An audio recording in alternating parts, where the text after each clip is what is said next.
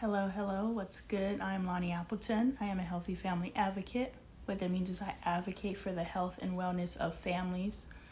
I started with myself, and I realized there were areas that I had to work on to improve myself individually, and as I improved myself individually, I made changes within my family. It was a turbulent journey, and it's still a turbulent journey, and there's always stages that we're unlocking in our communication and how we live and exist around each other and love each other. So I'm documenting the journey so others who are interested in evolving and growing their family, they have a blueprint.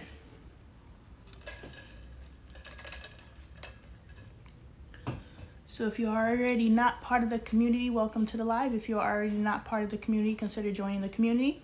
If you are part of the community, thank you for hopping on the live and joining the chat. Here is where we can experience what I refer to as the Lonee Roller Coaster live action. So we just talk about whatever comes to mind. We allow the comment section to dictate the conversation. We allow whatever comes to mind to dictate the conversation, and we just move and flow.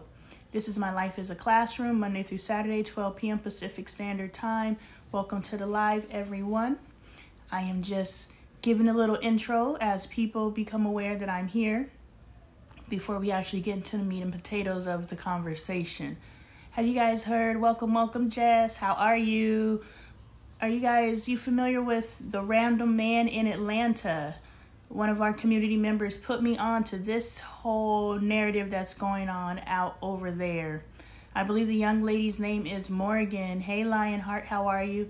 I believe the young lady over there, her name is Morgan or Megan. I don't remember. I'm going to just call her M for respect because I don't want to keep saying her name. If one of you guys, good, happy to hear it. Thank you for hopping on. Thank you for the support. I don't want to say her name incorrectly, so I'm just going to call Sis M. And of course, the random man in Atlanta. I got turned on to this narrative yesterday. And those of you who aren't familiar, my topical understanding is M somehow connected with this older man who now resides in Atlanta. Hold up. Turn off invites for this. Yes, there we go. Boom. All right. I lost my train of thought because that thing keeps always popping up on my screen. Hey, Cheryl, how are you doing? All right, random guy in Atlanta. Apparently, they both live locally. I don't know the history of the situation because the videos that I watched were more opinion pieces. I did watch where she was responding to a comment, but I don't know the original.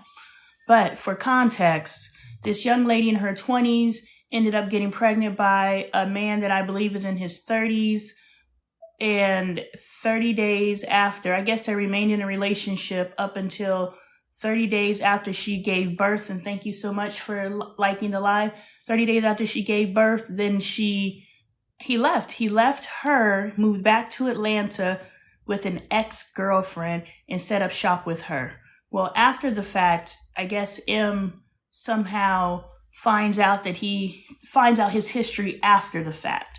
So the only thing that M maybe could have done foresight-wise, which I'm not sure how you can do, because a couple of lives back, I told you the story of how my 18-year-old daughter was, looking at this 27-year-old man who works for Coca-Cola, and she came to me and she was like, Mom, what do you think about me pursuing something with the Coca-Cola guy? He's cute. I was like, first of all, that 27-year-old man, if we are now cognizant of the fact that we make evolutions in our life every 6 to 7 years, something that I talk about in my book, What's the Best That Can Happen, available at LoneeTaylorArt.com. If we are now aware that we go through evolutions every 7 years, our body is comprised of new cells. Every 7 years, we are in a new body. That's science. Now, if our physical form is brand new every 7 years, could it possibly be possible that our emotions, spirits, everything, mental, all of those things have renewed as well, or at least they should have renewed, right? I've identified 4 spiritual evolutions in my life. I have documented 2. I documented my first spiritual evolution here, step by step, so that you can follow it for your own spiritual evolution. And I'm documenting my current spiritual evolution, physical evolution, purposeful this deconstruction of my life and reconstruction of my life right here live on As the Apple Turns on TikTok. So if you're not a part of the community, please join the community so that you guys are aware of the evolution and the steps that I am encountering so that you can use those steps to empower yourself. Welcome, Ashley. And so when Bailey came to me and she said, you know, this 27-year-old man, and before she even talked to me, she's like, I already know what you're going to say. I was like, yeah, but what I would have said, Mom, prior to me understanding how we as humans should be evolving and changing is different than the mom that would answer this question today. So both moms are going to say, leave that 27-year-old man alone, and that 27-year-old shouldn't even be looking in your direction. But Mom today is going to tell you that 27-year-old man, and this would be my advice for M as well, that older man should be living in a completely different world than this 20-year-old little girl and my 18-year-old little girl. And I say little girl not out of disrespect, but because I'm old enough to be both of their mothers. So they're children to me. And so I don't say that in disrespect. I just say that there's so much more growing for these two individuals to do for them to even consider entering into a relationship what should be a grown-ass man, mentally, physically, spiritually, emotionally, everything. This man should be in a completely different league than my 18-year-old child and M. But we don't understand that about relationships. We look at it as, oh, he can relate to me. Oh, I'm mature. Isn't that what they tell you? You're so mature. For me to be so mature and aligned with you, who should be evolved past even understanding the world that I live in, that means that you're immature. That means that you are emotionally stunted. That means that there is something that you should be that's something that you should be getting that you are missing. So when this 27-year-old man came back to my daughter and was like, you know, through another coworker, here's my information, I was like, you don't live in the same world as this man. This is from the physical side. From the physical side, this man has an entire life going on. You, my 18-year-old, don't even have access to transportation. This 27-year-old man could have a wife.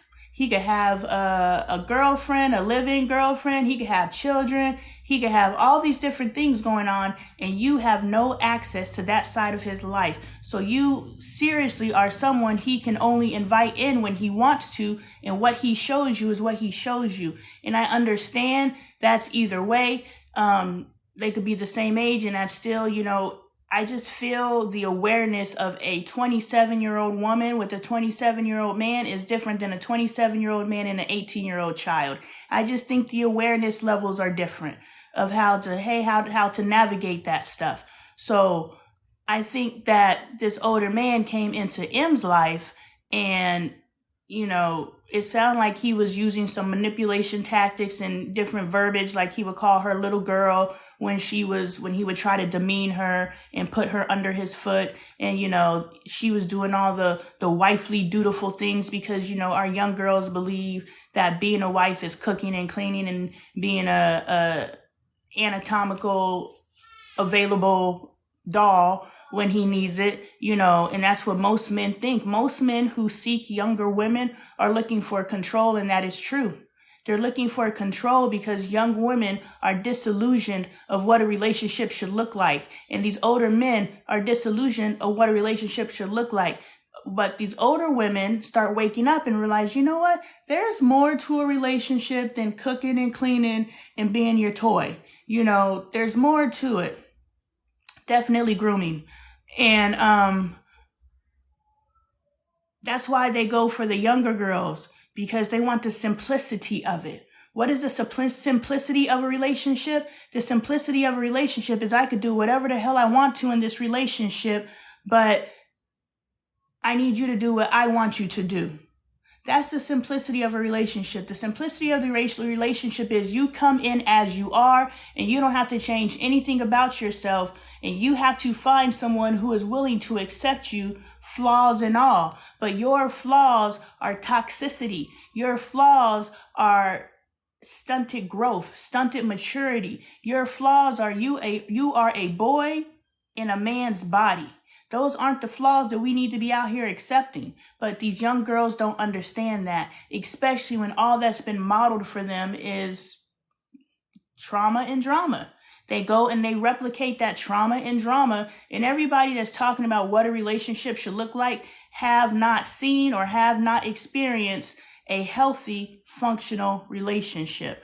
And a healthy, functional relationship to me is simply that a relationship that both parties don't feel like they're playing themselves in.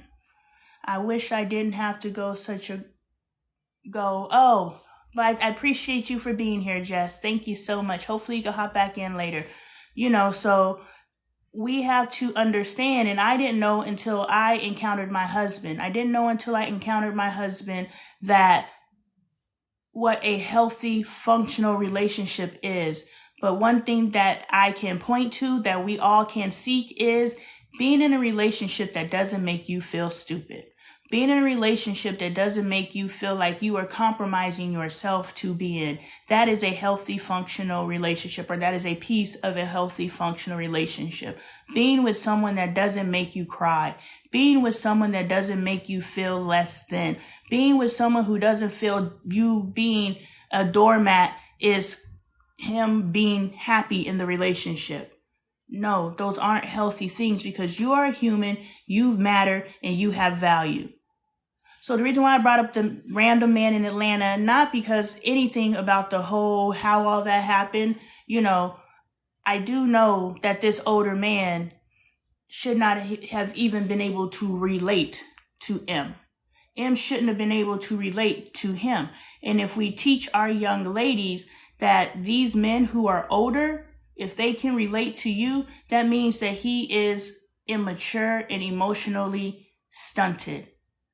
He's not where he needs to be emotionally, which means you are getting someone who is in a 27-year-old body, but he has an 18-year-old brain.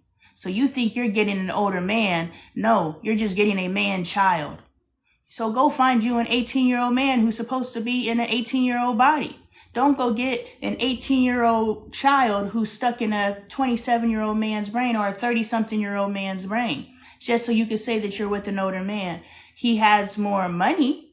Is that maybe what it is? So we have to identify what it is about this older individual that's attracting you, because it cannot be their emotional state. It cannot be their maturity, because for them to be attracted to you means they missed a couple spiritual, emotional, mental evolutions and turnovers. They missed a couple of those things, and therefore he's on your level, and you don't want somebody who is I don't know the age difference between 18 and 17 or however old M was and her random man in Atlanta, but you don't want someone that has missed that many evolutions that they should be that much more ahead of you, but somehow they're still where you're at. Because that may be cool and fun in the beginning. Oh my God, we get along. We have so much in common. That's really cute in the beginning. But when you think about what a relationship is, a relationship be progression. There's no reason why every day, days, but definitely every year, there's no reason why every year you are not making progress of some sort in your relationship. And we make the error of believing that progress is financial.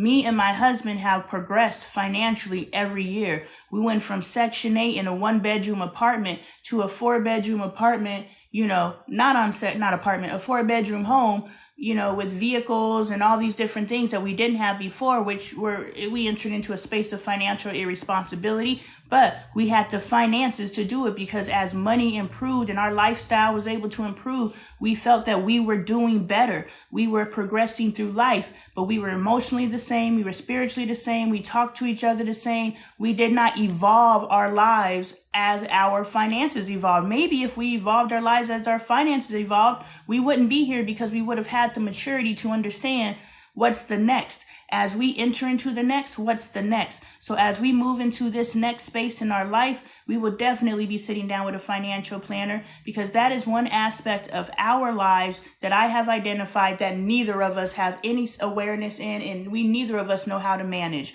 So we need to go to an outside source to figure that out. But when you are looking about coupling, especially when you're dating an older man, you are looking for an older man for stability. You are looking at an older man for all the things that an older man can give you that a younger man cannot. But this younger man is not looking at you as someone that they're ready to give that to. They're looking at you as, hot and ready, like a pizza from Little Caesars. They're looking at you like a hot and ready pizza from Little Caesars.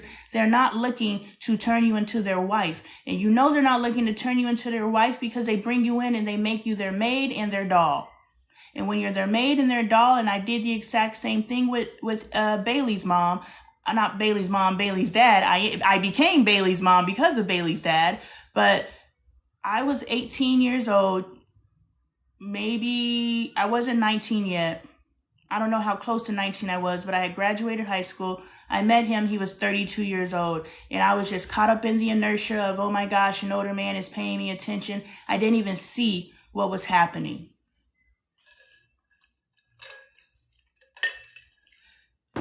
And the people around me who saw what was happening, all they would just say is, that's not right. That's not right. He's too old. He's too old. All those different things. And so I just looked at them in defiance, like, you're just jealous because I finally have a man with your single ass. Well, no, they were trying to warn me, but they weren't using language that was palpable. Palpable? I keep wanting to use that word. Penetrable. That's the word I want to use. That was penetrable. It didn't get through to me.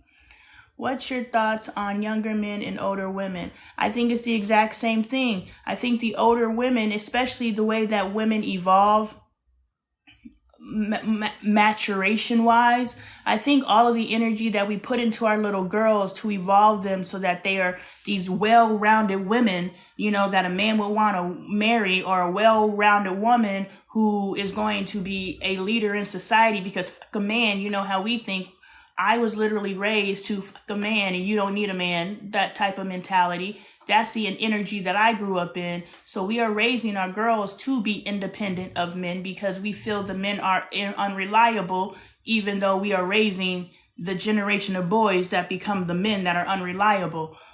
So our girls off top, spiritually, emotionally, all the things, are more evolved and more mature. And the reason why I'm slowing down, because I'm thinking about utero development. And in utero development, all babies start out as non-gender but female. The male genitalia develops after, and that's how we know we're having a boy. That's why we need to wait, I believe it's to the 3rd month period, to see if the male genitalia develops, or does it still stay female? Which means, again, that's another thing that points to females and women come first. We are the leaders of this society. Even in the womb, even if we don't know, really, was Adam first or was Eve first? I don't know, because man wrote the Bible. We don't know. But if we were made in God's image, and the only thing that can give birth to a human is a woman, and then we think about utero, what forms first? I'm believing that the female was first. So the female has the wisdom. And what if it was the boy? Okay, well, go relax. I have a tummy ache. You have a tummy ache? Go drink some water. Here, drink some water. After you finish chewing what's in your mouth. Swallow what's in your mouth and then you can drink some of my water. Is your mouth empty? Yeah. It always looks like you got something in there. Yeah. Alright, don't put no backwash in my water. You could have some. Now you picking in your teeth. Go get your own water. I believe in you. Go get your own water. Okay. Yeah, drink some water. It'll make your tummy feel better. And shut my door, please. If you walk in a closed door, close it behind you, please. So anyway, women should be progressively ahead of... If you lock it, don't come knocking asking to come in, because I'm not going to get up to unlock it until I'm finished. Okay? Women should be ahead of boys or men. Women should be ahead, is what I'm saying. And even if we do look at it from the biblical perspective, when God made Adam, he made Eve because he realized that Adam's going to need some help. And so in that respect, even if Adam came first, he realized he's going to need some help. he cannot be self-guided out here in these streets. He's going to need some help, and he did not make another man as a helpmate. And this isn't anything about gender. This has everything to do. He did not make another person with the same capacity, mentally, emotionally, spiritually. He did not make his equal as a helpmate. He made someone who is able to help. And someone who helps has a different set of knowledge and ability and awareness than you have. Someone who has the exact same that you have cannot help you because they are the exact same and they think, move, they navigate the way that you do. So when God created a helpmate, he made something completely different. So with all of that said, for a woman to now reach back and go get a younger man, that's full on manipulation as well. It's the exact same thing. There's no difference. There's no difference. And there may even be more of an extreme form of manipulation because women innately are more whatever than men are. Now we think about the development, how we raise our women, all the energy we put into our girls and all these different things that we do for these women, all the programs that are available to our girls and to our women and the socialization skills that we teach our girls and we teach our women and all these different opportunities that we provide our girls and our women. Women are progressive. Women are constantly creating. Women are open to exploring new ideas and all these different things. Anything progressive that is ever done in your life, if you are a male, it was probably prompted by a female, or it was prompted by a male who was prompted by a female. Right now, my husband is making all kinds of evolutionary changes and he's inspiring all these other men to do these evolutionary changes. But guess who prompted his evolution? His wife. So if we understand that, women reaching back and getting these young men, it is 100% because of sex. It's 100% of manipulation, period. And it's the exact same thing when men reach back. It's 100% sex. It's 100% manipulation. But the difference between a man and a woman, a man is reaching back to get a young girl because he can mentally screw her because her awareness is that which of an 18-year-old. She ain't been in this world yet, so he can shape her world.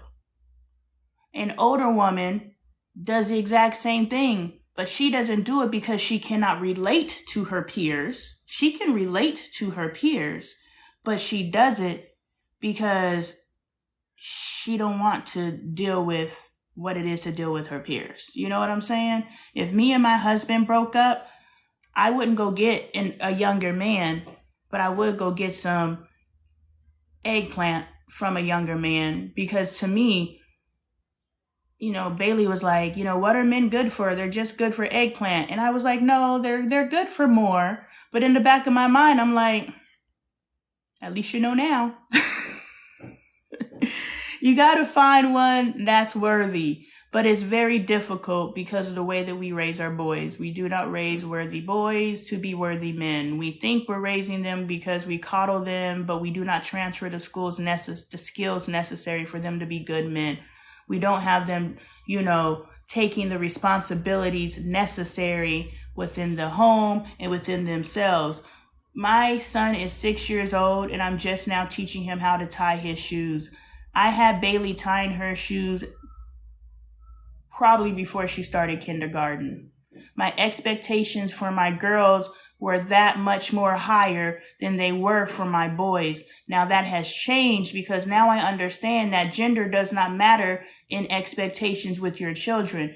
Gender doesn't matter because what you are raising is a human. You are not raising a boy, man. You are not raising a girl, woman. You are raising a human that needs to be fully functioning and aware and able to navigate this world and does not have biases against the other gender. So now I need to raise my child so that they do not have biases, i.e., I'm not cooking and cleaning, that's a girl's job. Oh, I'm not taking the trash out, that's a boy's job. We are no longer promoting gender roles within my home, because then when they become adults, they try to structure their lives in a space of gender roles. And then our women are now laden with all these responsibilities within the home because society says a woman is supposed to do everything. And I understand back in the day, the woman typically stayed home and the man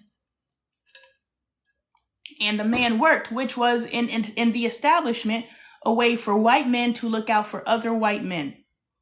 White men can come and work, but we are not letting others in. But we will pay you enough so that you can take care of your household. Now your wife can stay home and she can be the dutiful wife and do all the dutiful wifely things. So I understand the origins of the system. I understand the origins of the mentality.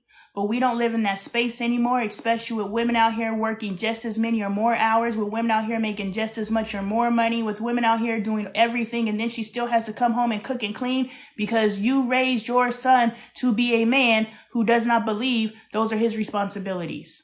And now his wife, somebody's daughter, is fighting with this man because he refuses to help in the house. He refuses to clean up the messes that he makes. He won't even clean up after himself. That's why I go behind my boys, and I have realized, and this is what I was talking about earlier, Ashley, my children are awesome. But I have realized that there are skills in development that I have not transferred to them.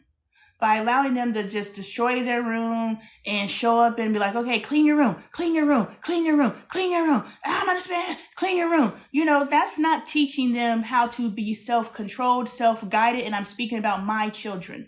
It's not teaching them to be self-guided. It's not teaching them to self-correct. It's not teaching them to care about their environment. It's not teaching them anything. All it's teaching them is I can live like a slob until someone comes and yells at me to correct it. And when they're an adult, who's going to come and yell at them to correct it? Now I have raised a slob. Why? Because I have not taken the time within the 18-year classroom that I have my children that I was like, okay, I have to somehow develop a way that they know this is their space. They need to respect it. And having this conversation, this is your space. You need to respect it. That's not creating the change necessary in order for my kids to develop the skill. So now I am sitting here and I have to go and be in proximity, which means I have to be in the space, and I have to say, okay, Caden, pick up the trash.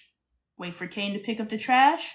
Good job, Caden. I thank you for picking up the trash. Make sure next time you just don't throw the trash on the ground. Your trash goes in the trash can. Next, pick up the dishes. Good job, Caden. Make sure you rinse your dishes off and you stack them nicely. So I have missed a lot of points within my kid's development. And no, my kid is 18 years old. My oldest child is 18 years old. My second child that I am dealing with is 11 years old. And then I have a 6-year-old and I have a 4-year-old. And there are developmental points that I miss with my 11-year-old. And we're looking at our 11-year-old like, how come you don't know how to do this? And I am finally looking back at myself and I'm saying, because I never taught her. My 11-year-old is a slob. Not because I think she's a slob, it's because I never taught her not to be. She trashes her room. And what I taught her over the past 11 years is don't clean your room until someone notices it's a mess and then do it because you were yelled at. I am not teaching my kids. I realize how disrespectful my kids are because I'm talking and my kids are talking over me. And I'm like, I didn't see it as disrespect. So that's what I said. You're teaching them disrespect by not correcting them, by wanting to be, I want you to be okay. I want you to get your way. But if you are not holding your children accountable, you are teaching them that they get their way without earning their way. So with my sons, when I'm talking and they're like, I want to talk now. I was like, no, but you need to wait for me to finish talking. This is how you have effective communication. And I've never stopped them and I've never corrected them. And now I'm realizing, yes, I have raised amazing humans. Bailey is an amazing human. Angel is an amazing human. Michael is an amazing human. And Caden is an amazing human.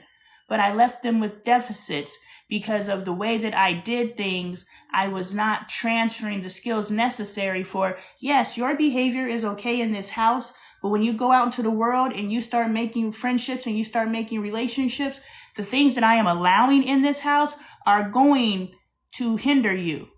So having a child treat you one way in front of you and then act a different way behind your back, and you know, not necessarily correcting it in a way that they are stopping the behavior, now they are going to turn into adults who talk about friends behind their backs. Why? Because they did it to their mama.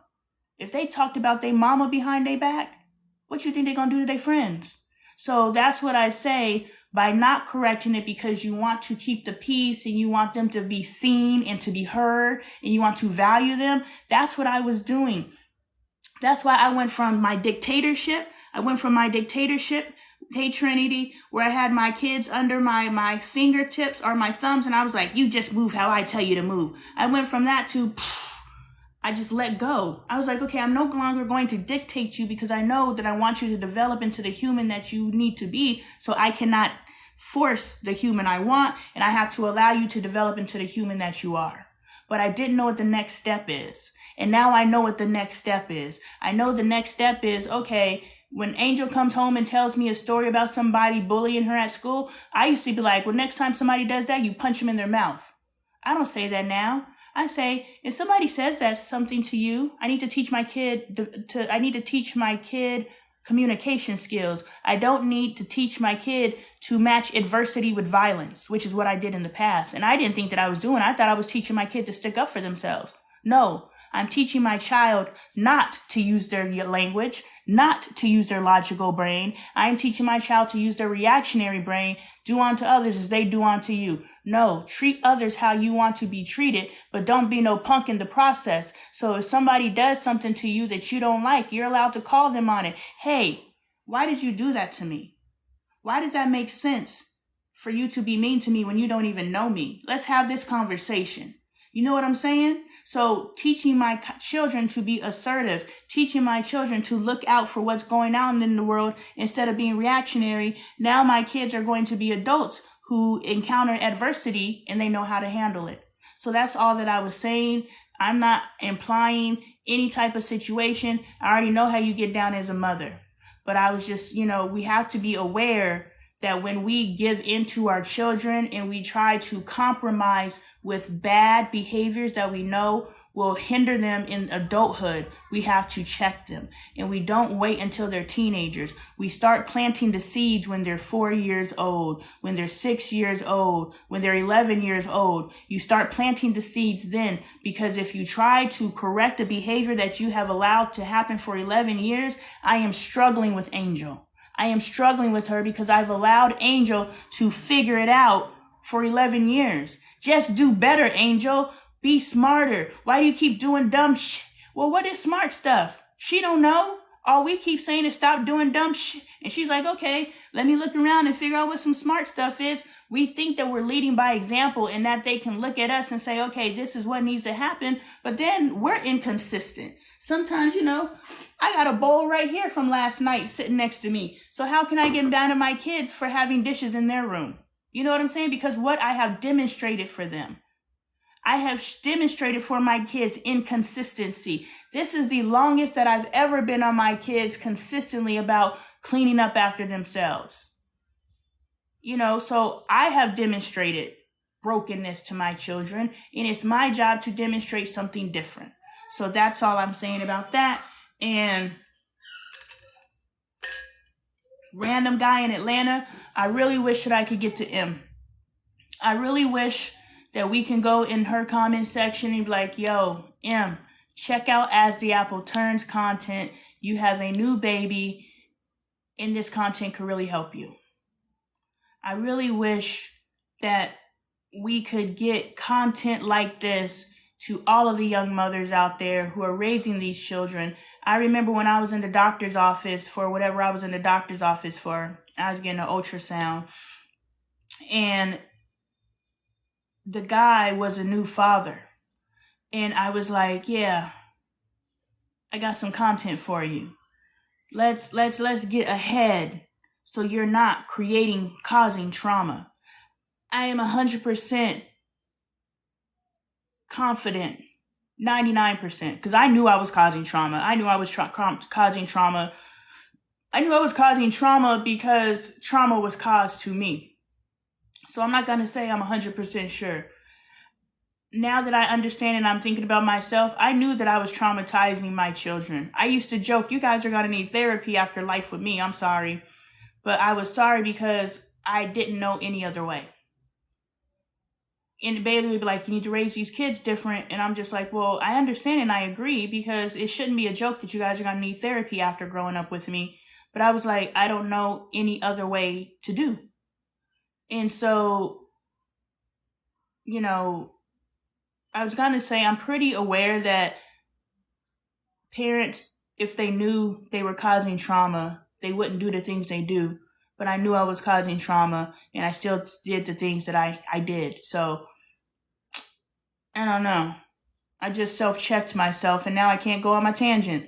Let me read my comments. Thank you, Ashley, for being out there and active in the community. I have to go all the way back. That's what I'm working on now, earning their way. Yep, they have to earn their way. See, it's connected still.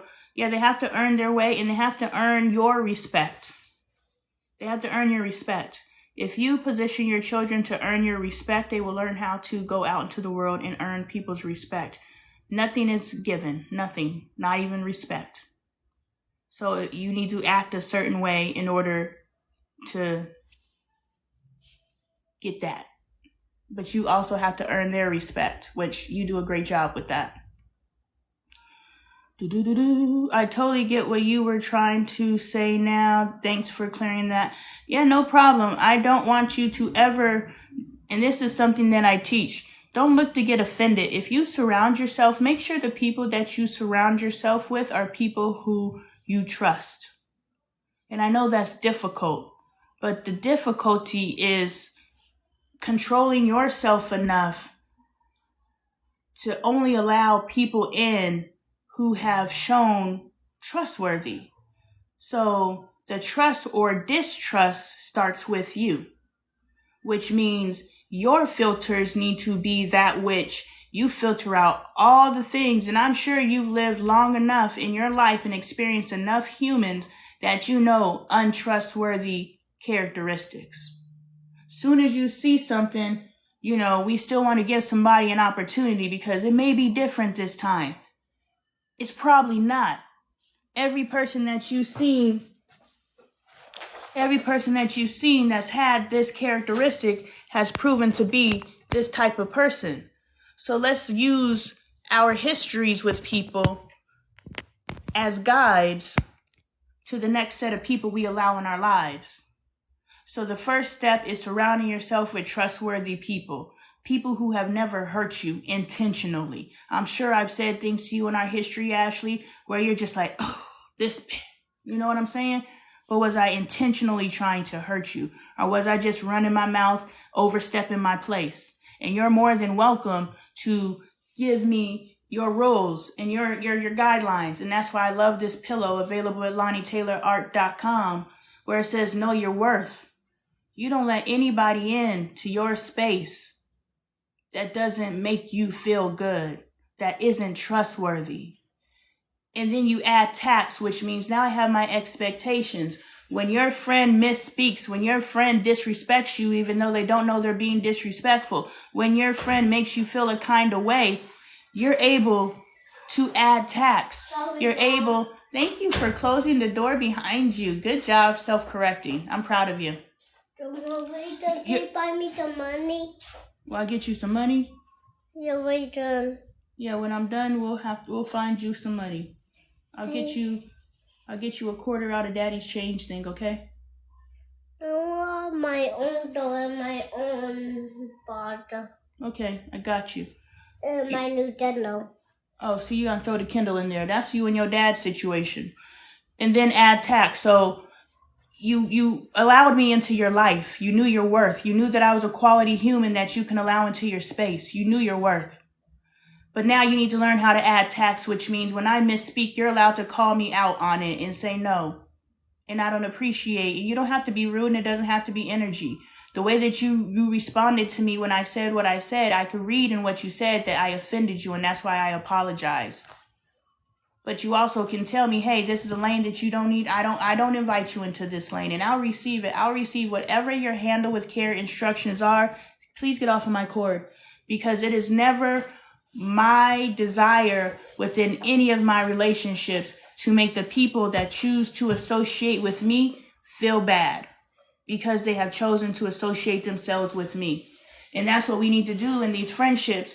We need to be able to correct our friends so that our friends don't continue to offend us, right? If we never correct, and this is with our children too. Please stop. No, I'm talking. I'm talking. No, but I'm working, so your freedom to be able to speak when you want to is not in this space. Mommy is working.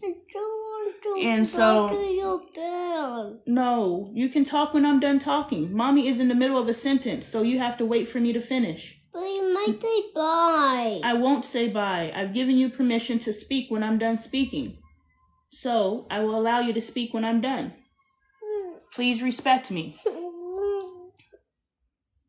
And so we have to correct our children, because if we just bottle up the things that hurt our feelings, if we just keep it to ourselves because we don't want an uncomfortable exchange with someone, why is telling someone you hurt my feelings, why does that turn into an uncomfortable exchange? That's because someone doesn't want to take accountability. Yes, it doesn't feel good to realize we want to be right all the time, right? So when you turn around and say, no, that's not right, actually, that doesn't feel good to me. But does it feel good for me to say what I say to you? No. So why do you feel that you should have to carry the pain in this relationship just so the other person can say the things that they want to say in peace? No, correct. And you correct your children so that your children are able to be corrected later. Because a person who responds irrationally or violently to being corrected by someone is a person who was never taught how to be corrected. Now, Kaden, you can talk. So, Dad, why are you in the room? Why are we in the room? Yeah. Because we're talking. Why does the room look like that? Why does who room look like what? Their room. That's not a room, and stop messing with stuff. It's my room. It's a reflection of my room. You want to read? Let's read together, okay? Okay. Let's see. We have to find. I totally get what you're saying. If my room ain't clean, how am I supposed to tell them to clean their room? So I need to make sure mine is clean first. See, you were reading room. Did you read the word room? Thank you. Yes, we have to lead by example. You know, we as adults came up with the excuse or the control to not lead by example by saying, I'm an adult. You do as I say, not as I do. Please stop talking while I'm talking. That's not respectful. See, he's not being disrespectful, but him talking while I'm talking will manifest as an adult as him being disrespectful because he's not respecting somebody else who is speaking. So that's what I mean. Our kids aren't disrespectful, but we're allowing behaviors that will manifest as disrespect. So we were just having two different conversations. Kaden today is not disrespectful. Kaden, as a grown man who will not allow someone else to talk because he wants to talk, he will be disrespectful. And I don't want to set him up for that. So I'm going to check him at 4 so he's not pissing people off at 20. Hey, Mom. What, Bubba? I have a bad Now word. you have a good intentions. I always have good intentions. Why you know I love you and I love you back, friend. Excuse me? I want to say something. I have a new bed with Andre. You have a new what? I have a new bed with Andre. You have a new what with Andre? A new pet? Yeah. You don't have a pet. What pet? Stop, Bubba. Stop moving my camera. I have Andre has diet, and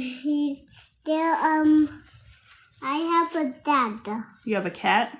Yeah, I have. Stop moving my camera. I have a dad in my room. Okay. Don't marry this.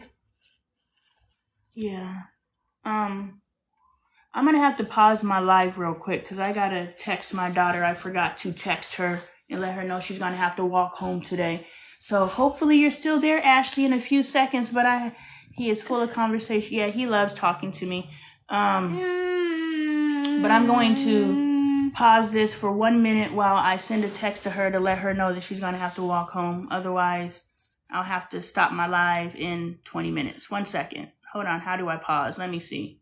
In now. Cancel. That was the wrong button. Let me go here. Flip camera. Give support nonprofit. Pause live. I know, but mommy can't work with you here, so I want you to leave my room and I want you to listen. I don't know how to make myself bigger. You can listen to me. I listen to you all the time and I allowed you to talk, but now I want you to go. Please leave. Thank you. I appreciate you. Thank you for listening. You're not going to be bad. You need a big baby dollar. I understand. That's why you turn the people off. Okay, bye-bye. Don't turn me over then. Don't do what? Okay, that's fine. I got you. Turn me off. Okay, bye-bye. So, all right, so that's all that is. Let's talk about my new sister support network. I'm really excited about that. We've been developing this over the past couple of lives where we have been talking about, you know, I've just been sharing all the different things that I have acquired from TikTok, ladies that I've met here on TikTok. And I was like, you know, when I first started my journey here on TikTok, something that I wanted to do and something that I did do, it's really exciting, Ashley. Something that I did do was I wanted to do like Follow Fridays where I patronize a small business here and I let my community know about the business. So that was my intentions when I first got on TikTok. I really wanted to do that. Oh yes, I love it too. Sister Support Network. It's all feeding into Sister Support. Get your merch at LoneeTaylorArt.com. Keeps your drink cold all day. But, you know, that was my first idea, that I really wanted to create a network for us to be able to support each other. I don't know what that looks like, and I've never really experienced it. I've never received community support in anything that I've tried. I've tried many things, but in that respect, nothing against the community, I was very silent. I never promoted myself. You guys didn't know until recently I had a book, and some of you guys are like, oh my God, I didn't know you had a book. And I'm like, yeah, I wrote it in 2013, but I never talked about it. Oh my God, I didn't know you had a book. Yeah, I wrote it in 2008, but I never talked about it. Oh my God, I didn't know you had merch. I've had merch for over a year, but I never talked about it. So when I say all available at LoneeTaylorArt.com, this book is available at buybooksontheweb.com. I never talked about these things because I didn't want to seem like I was out here trying to be salesy. But what I'm realizing about myself is I actually like selling. I actually like telling people about things that I'm excited about. All selling is telling people about something that you're excited about. Oh my gosh, I got this new cup. It's so cute. And it keeps my drink cold. Like, I'm telling the truth. My cup is cute. It has meaning and purpose. So you should get one for your sister and let her know that you got her, really. Comes in multiple colors. Check them out. And it does keep my drink cold. So I'm not out here trying to sell a product. I'm out here telling you about something that gets me excited, and maybe it'll get you excited too. So I realized I love sharing knowledge with people. In that respect, that's what selling is. Sharing knowledge with other people. And that's what I wanted to do when I first got on this TikTok. I was like, I am going to patronize small businesses, and I'm going to tell my community about these small businesses so that we can, if we choose, support each other, because none of us are making any money because, one, we don't know about each other, and two, we won't support each other for some reason. So the Sister Support Network came into play because I was even before that, I had an idea. Something happened over on Facebook. There's a young woman by the name of Shay Dion. She is very, very wise about, I have to make a video about her. She's very knowledgeable about how to get paid from the internet.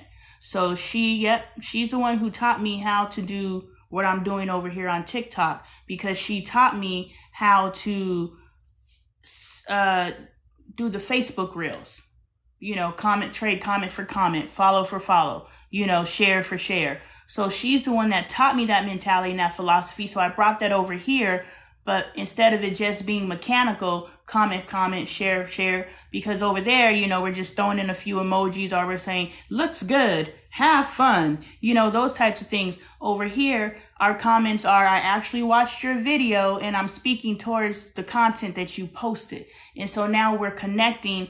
Oh, you see me now. Over there, it's okay. You and your looks good, and what the hell just happened in the video? You don't even know. Did you watch the video? Over here, I know you see me because you spoke towards what's happening in my video. And so Shay, she's freaking phenomenal. She knows how to get a check from this here internet. And so she said something over there that made me think, you know what? That's all networking is I go to another young lady who has a business and say, hey, I have a book. If I send you my book, will you send me your product and we can review them? And I had the idea, but the idea died on the vine, which means I was like, this is all it is. This is all we need to do to blow ourselves up. Is we don't need to get found by a blue check mark. We don't need to, send something to a celebrity so they let their network know. No, because we are all influencers in our own right. I am an influencer because there's people who value what I say. You are an influencer because there's people who value what you say.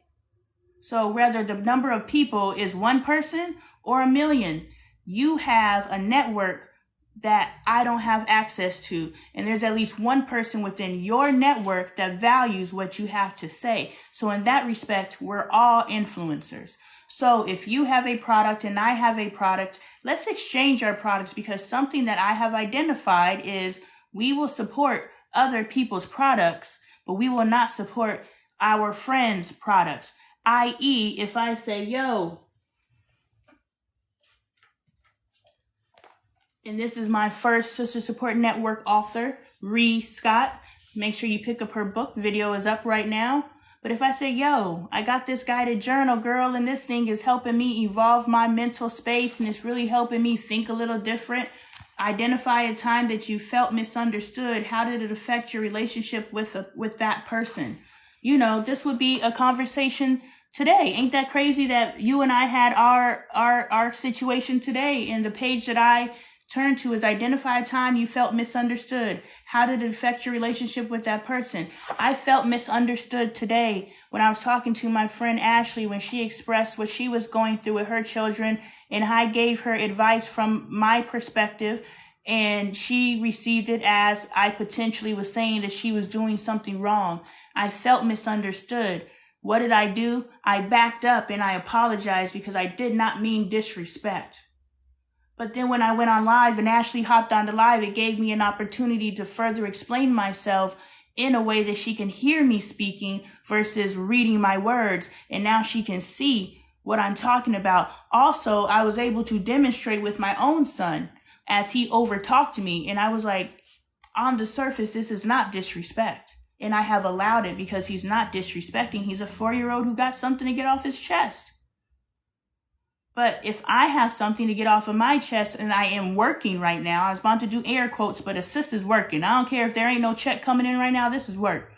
I was like, I'm working right now. I'm at my job. So for him to feel that he can come in and disrespect me, or to talk while I'm talking, or to interrupt me, that is a form of disrespect. So I need to correct it. So I felt understood, but I was also provided an opportunity to demonstrate. I felt misunderstood, but I was also provided an opportunity to demonstrate for my friend what I meant. And now my friend understands me. So how did it affect the relationship with that person? Ashley didn't back down. Ashley cares enough about our relationship where she came and popped in and was like, yo, we're going to finish this conversation, even if we got to do it on live. So we both care enough about each other that we won't allow misunderstandings to carry. But there's two parts to that. The first part is I realized that I entered into a space that I should not be in, and that's why I backed that up. I know you care. I know you love me, and I love you too. The first thing that I did, and we have to be aware of this, in order to clear space between us, all you have to do is care about somebody. We all think that we need to have this conversation, or we need to have this confrontational situation, or we need to have these things, or we can say, that's just so-and-so. That's just so-and-so. That is now saying, I'm going to receive the brunt of so-and-so's behaviors, and I'm going to accept it because that's a byproduct of allowing this person in my life. But we've already addressed that. We're not going to do that anymore. We're going to be assertive, and we're going to speak up for ourselves. We're going to check our energy to make sure that we're not bringing any of that funky energy into it, but we're allowed to speak up for ourselves. So we're not going to just say that's just so-and-so. That's just Lonnie. No, that's not just Lonnie anymore.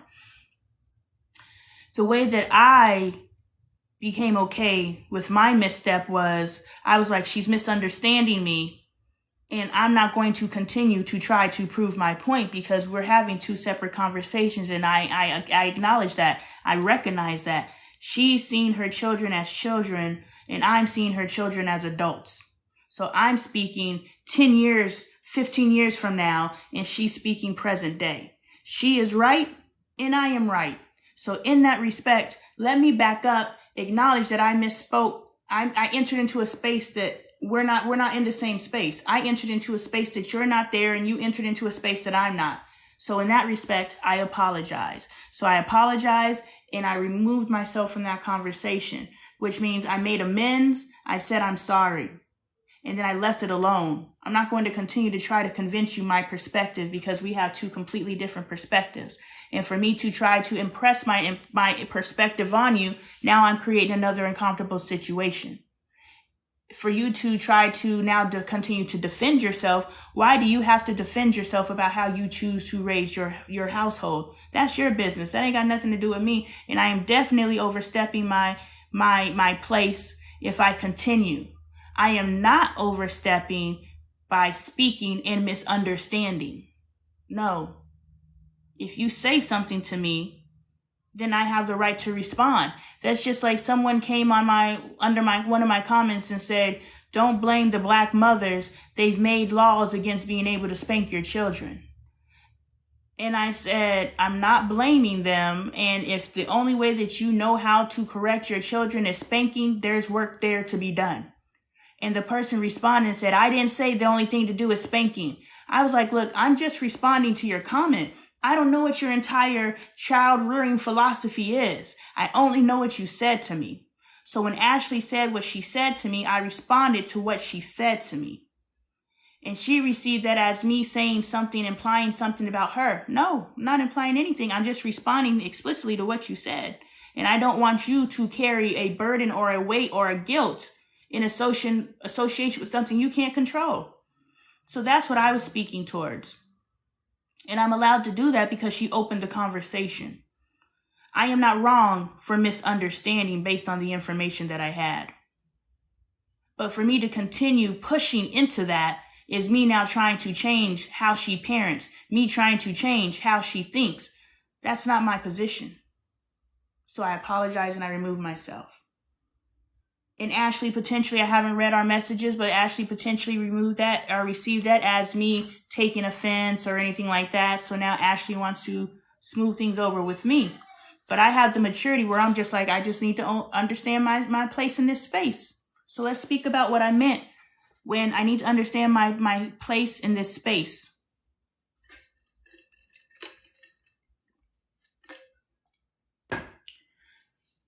Now that I'm in this space as Lonee Appleton, the healthy family advocate, now that I am cognizantly and consciously aware of the hypocrisies and the missteps, I don't know the solution. I'm just theorizing over here. I'm not saying anything that I'm saying is right. I'm just trying to inspire thinking. I'm trying to inspire solution forward raising for now on.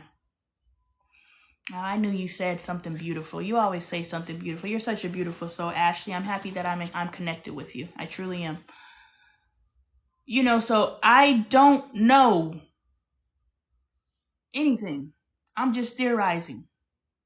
But some of these theories, like, they got some logic behind them. If we just looked at things logically, it kind of makes sense. But again, I don't know. I'm trying this, proximity with my kids, make sure that I'm in the space to make sure they get done what they need to get done. I'm trying. I don't know if it's going to work, and I'm going to try something new. I'm trying something with Angel. Angel has been bullheaded and not listening for 11 years, and somehow I have to break through to her and not quit on her. I have to figure out how to break through to her, because if she goes through life only taking her own direction or the direction of her peers, she's going to set herself up for trouble, because she has the awareness of that she has, and she has the awareness of what her peers have. And if her peers are a bunch of dummies, she's going to be set up for some trouble. So I have to continue trying to break through to my child so that she can hear me and I can start helping direct her. But right now she's allowing society to direct her, and I have to not quit on her. And so I don't know what I'm doing. I'm making up as I go. And I forgot what I was talking about. What was I talking about? Raising our kids. Society. What was I talking about, though? I really lost it. So let's just go back to the Sister Support Network. Go back to the Sister Support Network, because it's just totally... I'm just having a hard time with society. Society is... Especially, that's why you have to start early, sis. That's why I was like, you don't wait until they're teenagers, because by the time they're teenagers, they're not listening to you anymore. They're listening to their peers because they want to be cool. When they're kids, they want to be cool, but they want to be cool to you. They want to impress you. That's why they're like, look, Ma, look, Dad, look, Dad. That's why they're trying to impress you. And it's okay. It's okay to get emotional about it, because these are our babies. These are our legacies. Whether you birthed them or not, these are our legacies. If you have been tasked and been allowed to be in a space in a child's life, it is our job to carry them into the next space. They do make things harder. But that's why you got to get into, somebody's going to worm their way into your child's mind. Why not you? Especially when you know you have your child's best interests at heart. Why not you? If anybody's going to penetrate and manipulate my child's mind, I want it to be me. Because I know in my penetration and my manipulation, I am guiding my child into truth. Her truth. To know who she is. To have self-love. To be assertive. To be respectful. To understand her place in this world. For her to know her worth. And to add tax. To only allow people that she around in her space that she knows treat her the way that she deserves to be treated. And then she's allowed to speak up and say how she deserves to be treated. I want my child to love the skin that she's in. Also available at LoneeTaylorArt.com. I want my daughter to love the skin that she's in, so she can know that she is beautiful from the top to the bottom. I'm learning how to love my hair now. I'm not going to say I can't stand this stuff. I like my little afro in the front. It's just the afro in the back that's the problem. You know what I'm saying? So I want my voice to be loudest, but I waited until my child was 18 years old. Not 18, the oldest one too. But I waited till my child was 11 years old for me to start trying to be the loudest voice in her life. Well, YouTube already got her.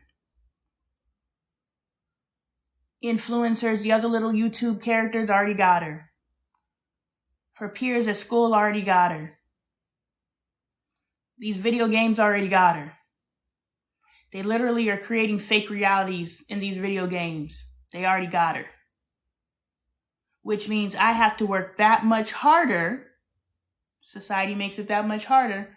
I have to work that much harder to now penetrate my child's mind, so that I can start teaching her and uplifting her and growing her. That's why I say start as early as possible. That's why I say get to Random Man in Atlanta, I don't know if it's Megan or Morgan, I apologize, but get to her and direct her to this content. Direct her to this content because she has a newborn baby. And if she starts that baby off on their self-love journey today, And we know that M is absence of self-love and self-awareness, because M ended up in the traps of a grown-ass 30-something-year-old man who manipulated her and left her after 30 days of having a C-section. At least he put his name on the birth certificate. Mine didn't even put their names on the birth certificate. Mine didn't even show up when I gave birth. So at least her kids got a name on the birth certificate. So, you know, I eventually got names on the birth certificate through the child support people. But what I'm saying is, we're choosing, and I know you guys are going to be like, oh, you're blaming the woman. Yeah. Know your worth. Know your worth. I knew every single man that I let between my legs besides my husband was not worthy of my body. I can own that.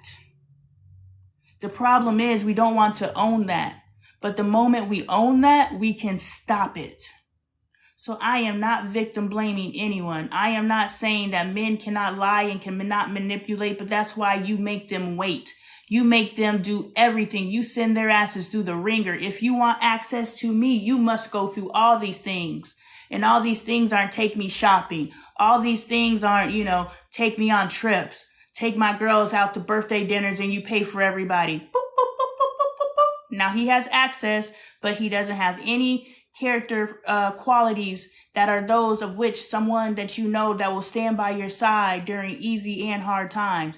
He hasn't shown you fidelity. He hasn't shown you financial responsibility, if that. And sometimes the financial responsibility is he just don't know. But if you have that knowledge, but he's getting to what you want. My husband, I don't have financial responsibilities. I was just a leg up over him, so we ended up in the space that we're in because we're both financially irresponsible. But I was a little less irresponsible than him.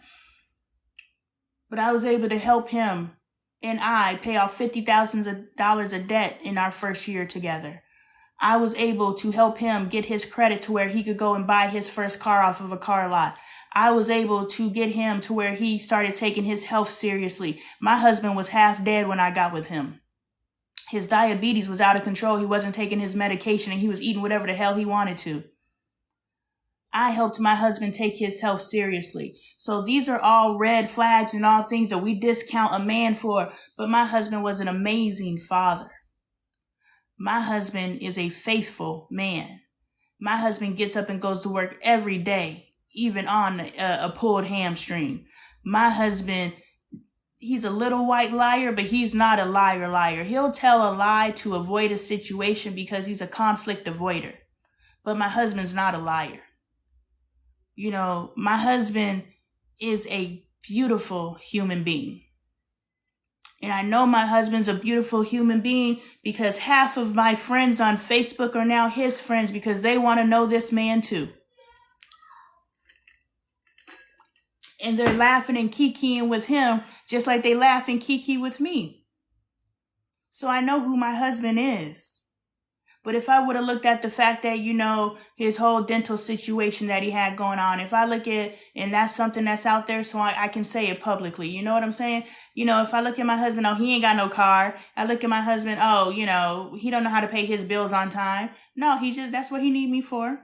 That's what he need me for. I could pay your bills on time, babe. Just give me the access code. I got you. I look at my husband. Oh, he's living in this 1-bedroom apartment in his 40s. He should be doing so much more. If I looked at my husband and I looked at all these different things, I would not be. Thank you, dear. Thank you so much. I would not be with this amazing human. So when we know our worth and the type of humans that we are choosing to surround ourselves with, we got to look deeper than the surface stuff. We got to look deeper than the things that society is telling us to look for. We have to look into the human and we have to look at, is this someone that I want to raise a child with? Not he's got good genetics and, oh my God, the cheekbones, the jawline. No, we need to look at the people that we are choosing to procreate with and are they going to be able to raise a child? And we cannot be out here creating babies the first night as I have done. So when I say we cannot be, when I say we, I mean me. I've done all of the things. And because I've done all of the things and now I live from a space of awareness, why would I promote that to the next generation just because I want them to be okay with being broken. And yes, having a child with someone that you did not vet to make sure that they will be in the life of the child, they don't necessarily have to be with you. But if they are completely walking away, anyone who has a baby with Future, anyone who has a baby with Nick Cannon, anyone who has a baby with all of these people who we know don't take care of their children in the present, who show up for photo ops, who do those things, and their previous baby mamas are putting them on blast and letting you know, and you think she's just being a hater because somehow you're different. How are you different? How did that man develop some sort of ethics between you and her? Especially when he hopped from her to you in a split second. Where did he heal? Where did he develop the ethics? Where did he realize that I am literally skeeting my legacy all over the world, and I am having no parts in how my legacy is being reared? I am not transferring none of my awareness into my child. So now there is a child with my DNA that is representing me, running this earth that I had nothing to do with. We need to do a better job with vetting the humans that we allow into our lives and vetting the humans that we allow into our bodies. And you can receive that as I am blaming if you choose. But those who are aware understand exactly what I just said. Because they can look back at their history and look at all the people that they have allowed into their lives, whether they lied to get in or not. We chose to believe those lies because the proof is in the action. And we set our kids up for that because we say, do as I say, not as I do. Do as I say, not as I do, sets our children up to be adults who enter into relationships, who listen to what a person says and does not pay attention to what that person does. Why? Because they went through 18 years of their lives ignoring what the person in their life does and paying attention to what they say. So we have to pay attention to the messages that we are sending to our children, because the messages that we are sending to our children are going to be the next generation of adults who are going to live in these hypocrisies, who are going to enter into relationships, who see all the real red flags. All the real red flags. I call you and you don't pick up, but you call me back 5 minutes later. Always call me back 5 minutes later. Always call me back. Hold up, I can't talk right now. That is because they are in front of someone they can't talk in front of. Stop making excuses. These are the red flags. Can I come over to your house? No, I'm going to meet you at your house. These are the red flags. You know, they are, I want to be gender neutral, they are trying to position you and navigate you and control you. And we think that control is, under the thumb. No, control is managing you in a certain area that is conducive for them to be okay. And we all have a little bit of control in our environment. I was talking to a young lady, and she was talking about how she stays home and her husband works. And she mentioned to me that she receives an allowance. And I was like, shoot, I wish I had an allowance. And she was like, thank you for responding to me that way. Because most women say, oh gosh, he's financially controlling you. He's manipulating you and da-da-da-da-da. I was like, well, no, I don't think that. I think it is a form of control. I know that my husband keeps me, barefoot and pregnant because that's his security in this relationship. I know that, but it's also my security in this relationship. Why is it my security in this relationship? Because as a friend identified to me, I am still in survival mode in this relationship. And I don't know exactly what that is. I asked them to elaborate, but it got too late and they fell asleep. But I believe survival mode is, I have not come into a space of comfortability into my relationship. So the idea that as soon as he does something that pisses me off, I can be out, which means I have not solidified that this is my space, even though my husband has done nothing. My husband has done nothing to make me feel unstable in my relationship. This is the first relationship in my life that I've been in where the person has not let me feel or made me feel, or I have not allowed them to make me feel, let me own my own stuff, because when I own my own stuff, then I can correct it. This is the relationship that I've ever been in my life that I have not felt unstable, unsure. Is this relationship really a relationship? This is the first one. And I didn't have this relationship till I was 36. And I've messed with men and boys since I was 14.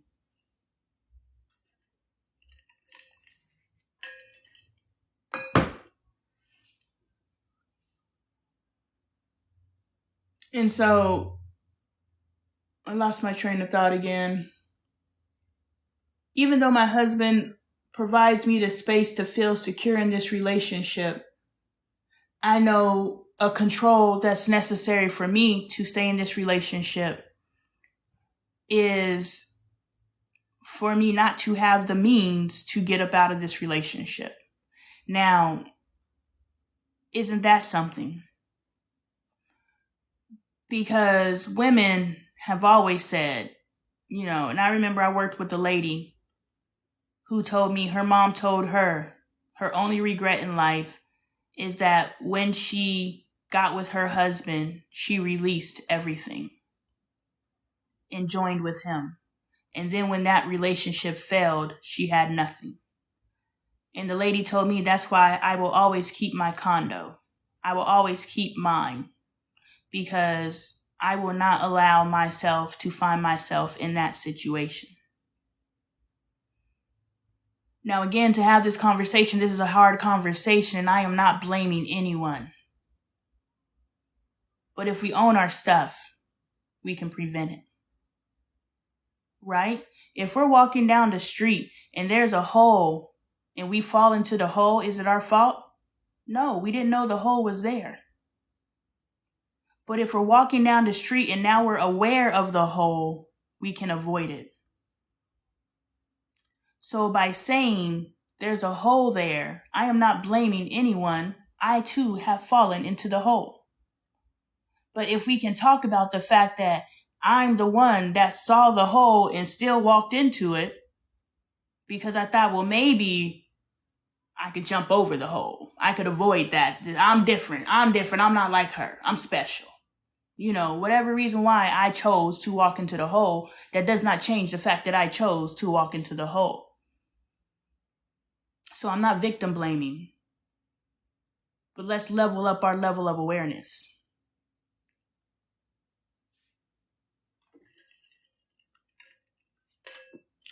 For me to admit that my husband is the first man to make me feel secure in a marriage or in a relationship, For me to admit that my husband is the first person to make me feel secure in a relationship means that I have allowed myself to be in relationships that I felt insecure.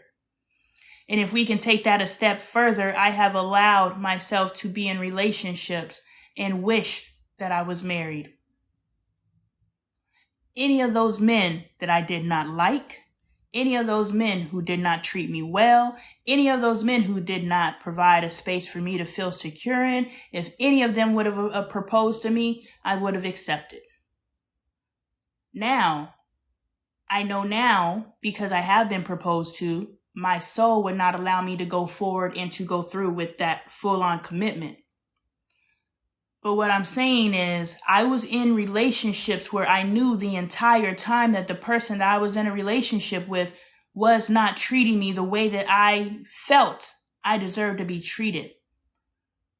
But I was afraid to use my voice and say anything because something was better than nothing. And so I accepted something is better than nothing in my life. And if we can admit that to ourselves and we can stop accepting something is better than nothing.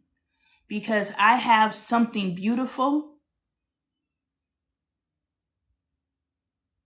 And I look back and I'm like, damn, something is definitely not better than nothing. Nothing is better than crying myself to sleep. Nothing is better than being cheated on. Nothing is better than someone saying they're coming over and they don't show up. Nothing is better than, whatever the treatment is that you don't deserve in your relationship, but you're taking it. And this goes into friendships too. Nothing is better than mistreatment, period. But because there's so many humans who don't know how to treat other humans on this earth, but on the back end, there's so many humans on this earth who don't know how to use their voice, who don't know how to speak up for themselves, who don't know how to be assertive. Because we don't know how the other person is going to respond to it. So we would sooner allow ourselves to accept mistreatment than speak up for ourselves and risk the relationship. Risk the relationship, because if the relationship is not feeding you, then it is depleting you. And why would you want anything in your life that's going to deplete you? Why would you structure a life around someone who is depleting you, especially when that person is your spouse, your primary food source? And when I say food source, I mean we are constantly feeding each other. You guys are used to the language energy vampires. I call it feeding souls. Feeding. Are you feasting or are you receiving crumbs? We structure our lives based on our spiritual existence, our current incarnation. What feels good to our current incarnation? What looks good to society? When we should be structuring our lives based on our soul, our reincarnation, the part of us that journeys from lifetime to lifetime to lifetime to soak up game. But because we are building our lives based on our spirit, our current incarnation, we are building these superficial lives based on projection, i.e., how does this life look? We're not worried about how this life feels. Does this life feel good to me? No, gotta go. Does this life feel good to me? Yes, let's keep it. That is the self-checking that we must do as we pursue these relationships and we allow ourselves to be pursued, because a woman typically does not ask a man. A man typically asks a woman. Which means in order for them to gain access to us, we have to allow. And every moment after that, we have to allow. But somehow the dynamic changes right after they ask us for our phone number. Now we become the thirsty ones where we're chasing them. When the proper order is for them to always be showing up for us and proving to us that they are worthy. Know your worth. They have to show us that they are worthy to be in our space. In the moment that they show us that they are not worthy to be in our space, we now add tax, which means we share our expectations. We give our handle with care instructions. I understand you talk to the people in your life in the past that way, but you will not talk to me that way. You will not treat me that way. You have one chance to misstep with me because I know my worth. The thing is that we did not have the space where I communicated to you.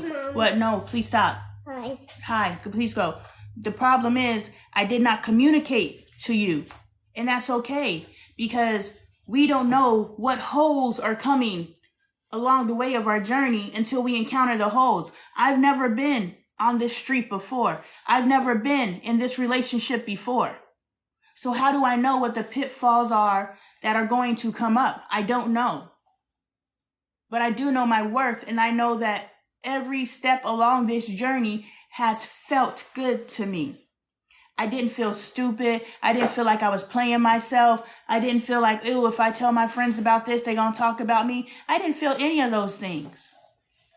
I have felt good as I journeyed along this road, as I journeyed along this friendship, as I've journeyed along this relationship. I have felt good. Please stop. And because I feel good, I can continue journeying along. But the moment that I don't feel good, the moment there's a hole in the street, I'm going to say something. And I'm going to allow you the opportunity to correct it. First time, shame on you. Second time, shame on me. What that means is the first time you did not have the awareness, but I gave it to you because I am being assertive. Don't confuse my assertiveness as me being because I'm not being I'm not. What I am is giving you my handle with care instruction. I'm letting you know how to treat me. And you can choose to treat me the way that I know that I deserve to be treated. With basic human respect. Don't lie to me. Don't hit me. Don't do this. Don't cheat on me. Don't leave me on the side of the road because you're mad at me. Don't do those things. And if those are the escalations that we're experiencing, then those are some more. I don't even think there's a conversation necessary. If that's how you think you need to treat people, it depends on the I don't know. I don't know. If somebody left me on the side of the road, I'm saying that would be the end of the relationship. But for the relationship to end, let's be realistic. Now I probably got to move out because we live together. Now if we got a baby, now we got a kid. So now our all this different thing. Look, a person has had behaviors before you. Kaden, please leave. Go stack some books somewhere else. Go play somewhere else. No, those are mine. They're not toys. Go find your own books to play with. I don't have any books. Okay, well then go stack your blocks. That's what blocks are for. They don't get like those. Okay, but those are books. They're not toys. Only play with toys. My don't look like books. Okay, well, I'm sorry. They don't stack up. Okay, but your blocks stack, so that's a beautiful alternative. That's something else to do besides my books. Thank you. And actually, No, you're walking the wrong way. Go that way. actually outside. Okay, but I texted them and told them they need to walk around, so they're gonna have to walk home. Thank you. You know, people acted a certain way before you because all the people before you allowed them to act that certain way. You know, I had a conversation with someone in my life where their spouse hit them. And the person said, you know, you got one chance to hit me. And that's what actually the person that I hit, because I've hit somebody too, past lives. He said, you got one chance to hit me, and the next time I hit you back. Hey, Coco. And the next time I hit you back. But what I'm saying is, people have been allowed to act however they act prior to you. It is your job to say, yo, I know that's how you moved. And maybe that's even a conversation you have beforehand. That's why you're friends first. You see their volatility. You see how they act when they're mad. You need to see a person go through all the possible emotions that they could go through. And I'm not saying you be the one to send them through those emotions, but I'm definitely saying you need to be friends long enough in a non-committed space with this person so that you have the opportunity to observe their behaviors. Because if you're able to observe their behaviors, then you could determine if this is somebody that you want to be in a committed space with, i.e., yeah. Lost connection, try again. I don't know if I still have connection.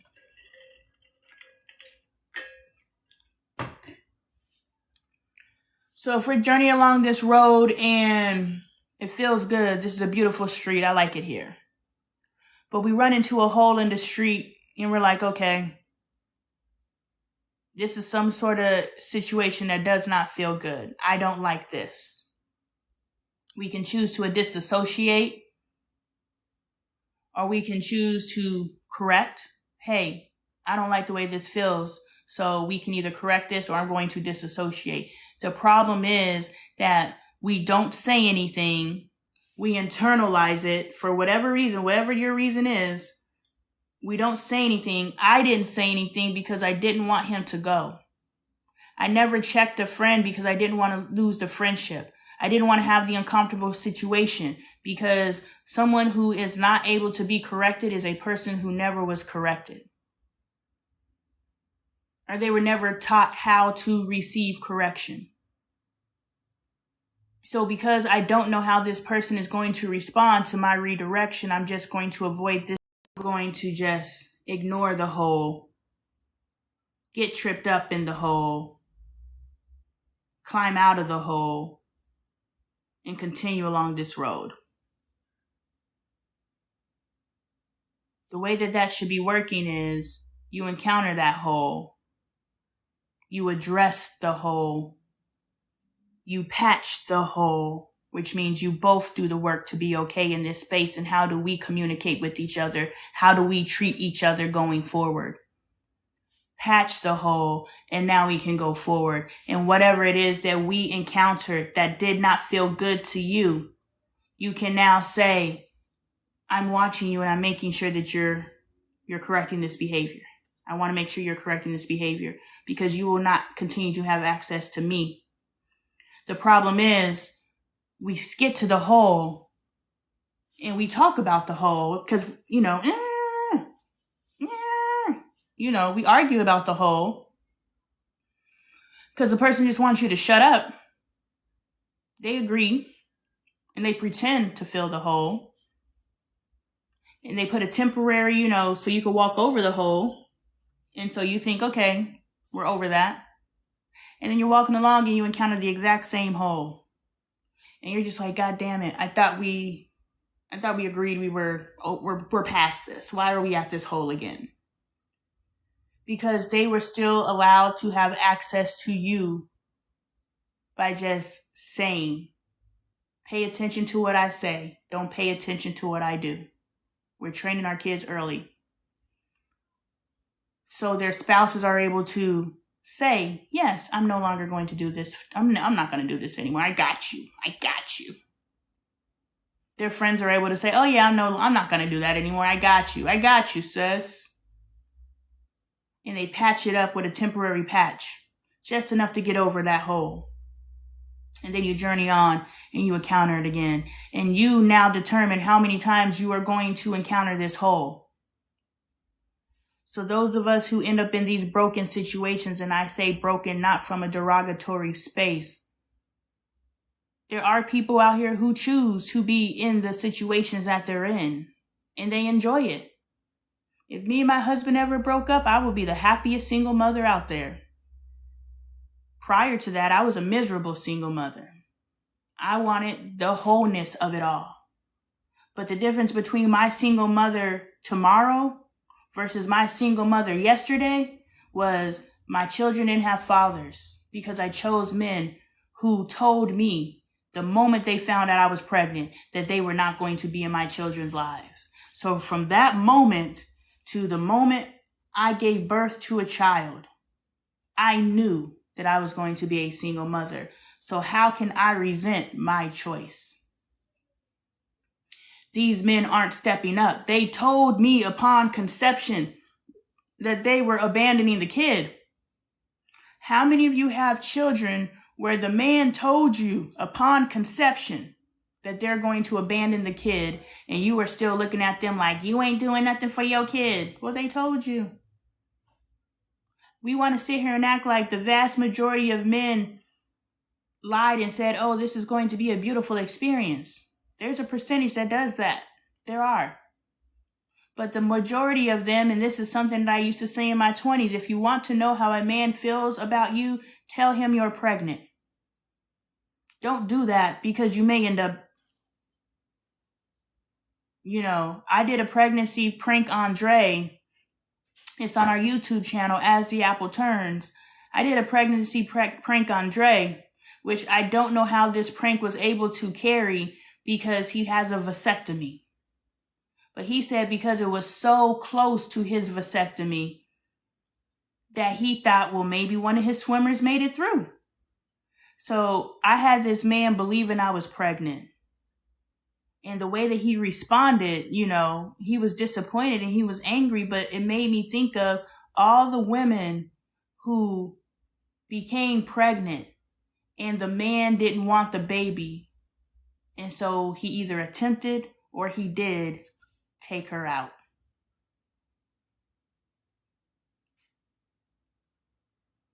How many young ladies are no longer here because they had a baby or they refuse. I don't want to sound insensitive, but if I knew death was on the other side of choosing to keep this child, I wouldn't even let you know I was pregnant. How do you know that's coming, though? I don't know. I don't know how to play that one. I just know we need to have better vetting processes when we are allowing people to enter our spaces. And back to my friend who was telling me that people perceive she is in a controlling relationship because she is okay with staying home. I'm in the same space. I'm okay with staying home, and I'm okay keeping myself in the financial space that I'm in. And no, I'm not pocketing any of his money. No, I'm not doing any of those things. Whenever I get money, it's my money. He doesn't touch my money, doesn't care about any of those things. You know what I'm saying? So his money is our money and my money is our money, but he doesn't care about my money. He's never asked for it. I've never had to contribute to the household. I've always paid debt and I've always put money towards savings. But I choose to be in this space because this is my control that I have put in space, in place, because my friend acknowledged yesterday that I'm still in survival mode in this relationship. And this is some internal work that I have to do. First, she has to identify what survival mode is for me so I can get out of it. Because I don't want to, every time my husband upsets me, be like, all right, I'm out. You know, and I'm not to the point where I'm threatening divorce. I'm serious. I'm okay with leaving this relationship. And that does not mean that he is not the best man that I've ever had.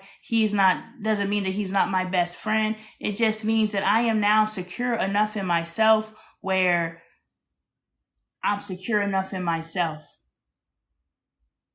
In the past, I had such an attachment to my husband that to be without him, I felt would be problematic to me. But I have done the internal work to where I will be okay with or without you. I would love to do this with you. But if doing this with you is not conducive to my overall happiness, then I will have to do this without you. But the thing is, my husband does the simplest things. But the simplest things that he does bumps up against something serious inside of me. But the bumping up against the seriousness inside of me also goes to me creating my own narrative. Yesterday, I was recording a video and Dre wanted to come in the room. Well, he wanted to. He did come into the room, but he comes into the room. Whenever he comes into the room, he comes into the room so loudly. And I was like, okay, you know I'm in here filming a video. If you didn't know, as soon as you saw me filming a video, you could have toned yourself down. But not Dre. Dre's gonna be, rustling papers and doing all kinds of stuff and balling up bags and doing all kinds of stuff and throwing stuff around in the background. Like, know what I feel, respect for what I have going on. I've accepted this about him, which means we had a situation and I yielded. I was like, okay, he's not going to change this behavior. He's going to continue to be loud in the background. So I will accept that. I will just stop recording, because if I'm not accepting it, that means that now we are constantly in conflict about a behavior that he's not changing. This is a hole in our road that we're journeying along. And so I have accepted, I will fill that hole up with, let him do what he's doing.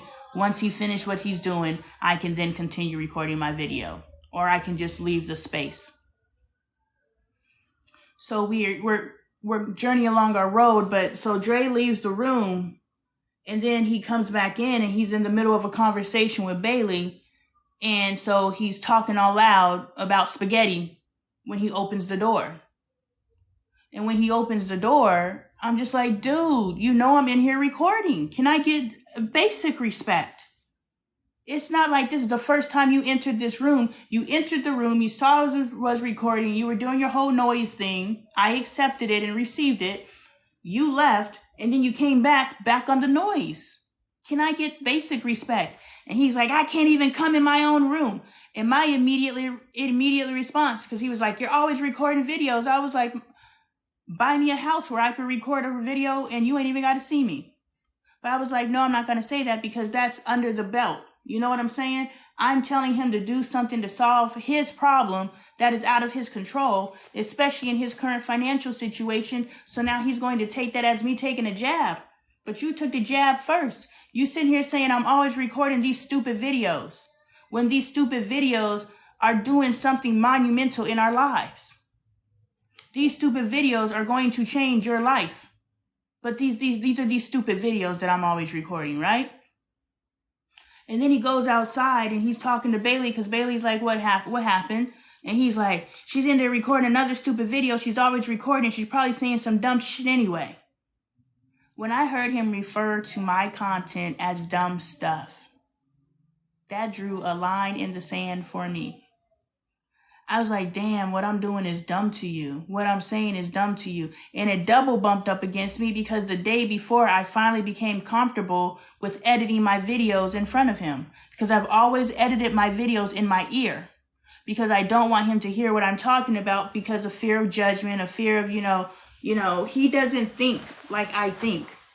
So the things that I say don't resonate with him. They may one day, but they don't today. So the things that I'm talking about, he's always like, man, you just be thinking too deep. And I'm like, you don't think enough. So I've always edited in my ear. So the day before he said that my videos are dumb stuff was the day before I was so proud that I finally came to a place where I can edit and I'm secure enough that he can listen while I do it. And the very next day, he calls my content dumb stuff. Well, he comes back and he's like, well, I wasn't saying overall everything is dumb. I'm saying what you were talking about is probably something dumb. I was like, but you don't know, so why say it? Because I was angry and frustrated. Well, we can't discount you saying things in anger anymore. I'm not, because when someone says something in anger, I feel it's just them speaking unfilteredly. He unfiltered himself. He said some things that he wouldn't usually say. When we're angry, we drop the veil. We all have a veil. We all have a filter when dealing with people. That's a way of respect. I'm not going to say everything I think to you. Why? Because I respect you. But when I'm angry, I'm going to say everything I think. So you don't get to say, well, I said it because I was angry. No, you spoke to me unfiltered. And if you are making up lies in your anger, that is something you need to address. Are you saying that you believe that my content is dumb because you truly believe that my content is dumb? Or are you saying that you believe that my content is dumb because you're angry, which means now you're saying hurtful things to me? Either way, we got an issue that needs to be addressed. And so he offended me highly yesterday to the point where his words got categorized when my sister called me trash. When my sister called me trash, that is the day my sister died to me. The day my sister put my stuff out on the curb like the trash that I am. She said that in the mountains, drove 2 hours down the mountain, got to her house and literally put my things outside like the trash that I am, which means she said what she said in anger, had 2 hours to self-correct, got all the way back down to Denver, got to her home and still followed through, which means she meant that she believes that I'm trash. Why would I ever associate with anyone who believes that I'm trash? Why would I ever share the benefits of these stupid ass videos with someone who believes these videos are stupid? Why would I work my ass off to build a brand? Why would I work my ass off to build a community, to build a network? Why would I work my ass off and then share it with someone who believes it's stupid? So last night when he said that, that was the equivalent of his ex-wife when Dre went into cosmetology school, and Dre would do, in cosmetology, you got to practice doing hair. So, hold on. His wife saying, your daddy over there playing with dolls. Look at your dad's a girl, he over there playing with dolls. First of all, why would you say that to your children? But that's none of my business. But what I'm saying is, she spoke such disbelief over him in that moment. To this day, my husband tells me that story. That's the impact that her words had on him. The words that he spoke to me yesterday, I was like, boom, enough said. I'm done fighting with your kids, trying to get them on the same page. I'm done fighting with you to get you on the same page. Me and this dumbass content that I'm over here creating, we gonna go on our dumbass way. And the 4 that I pushed out of my vagina, we gonna be all right. So yesterday, I was like, I'm cool. I don't need to include you in this anymore. This dumbass stuff that I'm doing. Why am I so quick? And this is what I was expressing this to. And I love this person that I'm talking to because they're able to see the outside. So here's the thing. You must know your lane in a relationship. Earlier, I overstepped because I have a friendship bond that was created under a different energy. And now that I'm in this another energy where I am sharing my thoughts and my opinions, previously I wouldn't share my thoughts and my opinions. I talk about a lot of stuff that's offensive. I've offended a lot of people in this live. But if people choose to be offended, then they choose not to have the healing opportunity. But those of you who choose to accept and admit the choices that you have made in your life, and you can look at your history and be like, you know what, she's right. Doesn't feel good, but she's right. Let's check it. Let's fix it so we can stop repeating it. If you can have that come to Jesus moment with yourself, then you're not offended. So I'm going to have the conversation because the percentage that gets offended is not my target audience. My target audience are the people who are open and aware enough to know that there's a growth opportunity here. Yeah, it offends me because I know that it is me. And because I know that it is me, that means I know that I've accepted something that I am way more worthy of than what I chose to receive for myself. So I need to put controls in place so that I know that I'm worthy. Or I align myself with individuals that treat me according to the worth that I know that I deserve. And so I entered into this other space with this energy, this sharing and analyzing and looking in different growth opportunities energy. Most friends don't want the energy that I give here. Now, the friends that I make from here, they know this energy. They know if I talk to Lonee, I'm actually seeking conversation with Lonee because I'm seeking advice. But my friendships that I established prior to here, those are relationships where I just kept my mouth closed. It's none of my business. You like it, I love it. It's your life to live.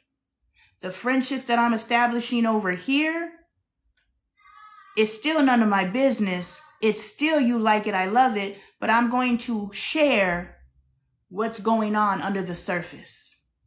Because you think it's one thing, but I see what's happening under the surface. So I potentially, because there's 100 different reasons why everybody does what they're doing, but the key is, on the outside looking in, I can identify some potential causes.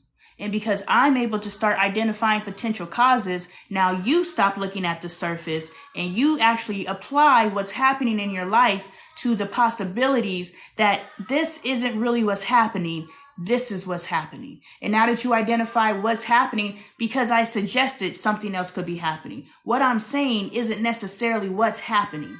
But I'm suggesting something besides this is happening. And because I made that awareness available to you, now you can start doing this work and you can solve your problem. But we are trained as society to receive things at face value. We have all these behaviors and thoughts and ideas that manifest because of these things, and we take it at face value. We accept the treatment from the people that we choose to accept the treatment from because we just have a man problem. No, we have a standards problem. A man is only able to gain access, and I'm not being exclusionary, I'm just speaking about the man problem. But the man problem started with the woman problem because a man is only able to gain access to you because you have allowed that access. Whether he lies, whether he does whatever, because the next person's going to say, well, he lied and he manipulated. Okay. And the moment you realize he was lying and manipulating, that was the moment you were to step away. Or you were to you were to correct him so that he could self-correct. And if he chooses not to self-correct, now you are choosing to move forward with this individual. At this point, you are choosing this. So we cannot be a victim in our choices. Yes, he lured you in. You were lured in, yes. I agree with that. I've been lured in. But once I realized that I was being lured in, it was my choice to stay or to leave. And that's why we move slowly in relationships so that we can choose to leave. Yes, I've been with you for 2 years, but I'm not married and I don't have children. I'm out. Thank you for 2 years of an experience that I can now take the lessons, that I can now internalize, digest, throw away the trash, and keep the healing opportunities and growth opportunities for myself. So, I took that energy over to previous relationships, and previous relationships aren't interested in this version of me. My husband's not interested in this version of me. He thinks I'm too much. You don't think that you're always, blah, blah, blah, blah, blah. I was like, yeah, but this is me. I have finally found my voice and I'm not going to shut up. I'll just stop talking to you. I told my friend yesterday, I'm emotionally cheating with you. I am in an emotional relationship with another woman because I'm able to talk to her. I'm able to share with her my innermost thoughts and feelings. I cannot tell those things to my husband. And that's why men are okay. This is why men are okay with their women going and emotionally cheating. Why? Because most men are not capable or not willing. I'm not going to say they're not capable because everybody's capable. We're all human. But most men are unwilling to get enough in touch with themselves to where they can have a conversation where they feel themselves. Women want to have men want to have touchy conversations. Women want to have feely conversations. I want to feel and I want to be able to feel with you. But most men shut that down. Shorty, you doing too much. Go and put this in your mouth. That's been said to me before. You doing too much. No, I'm just trying to have a goddamn conversation. And you want to talk about sports stats. You want to talk about the weather. I'm trying to talk about how I feel. And even if this point, my feelings are a series of complaints because I don't understand that I don't stop at the complaint. The complaint is the acknowledgement. I'm acknowledging that I have an issue. Now let's start talking about solutions. And the beauty of it is you can sit up and you can lay with your spouse and come back and forth and shoot back and forth with solutions of how you can improve your life and become better humans. That's sexy to me. But I can't do that with my husband because I'm doing too much. So now I have to go find someone off on the internet that I can have that attachment to. So I realized yesterday, I was like, damn, I'm emotionally cheating on my husband. Now, there's no sex involved.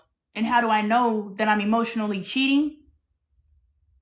Because if my husband went and made the same connection that I have made with this individual with another human, especially if that other human was the opposite sex, which is the gender that he's attracted to, I would have a motherfucking problem. And he would have a problem if I went and I created this emotional attachment with a man.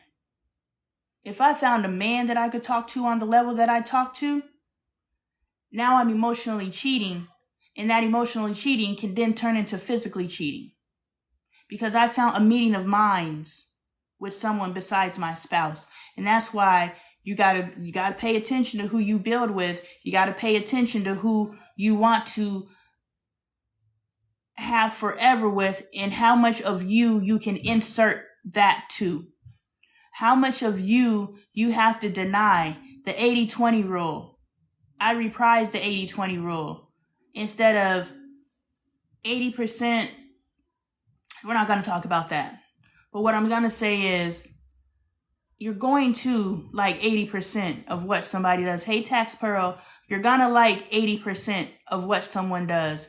20% of what that person does, you may not vibe with, and that's okay.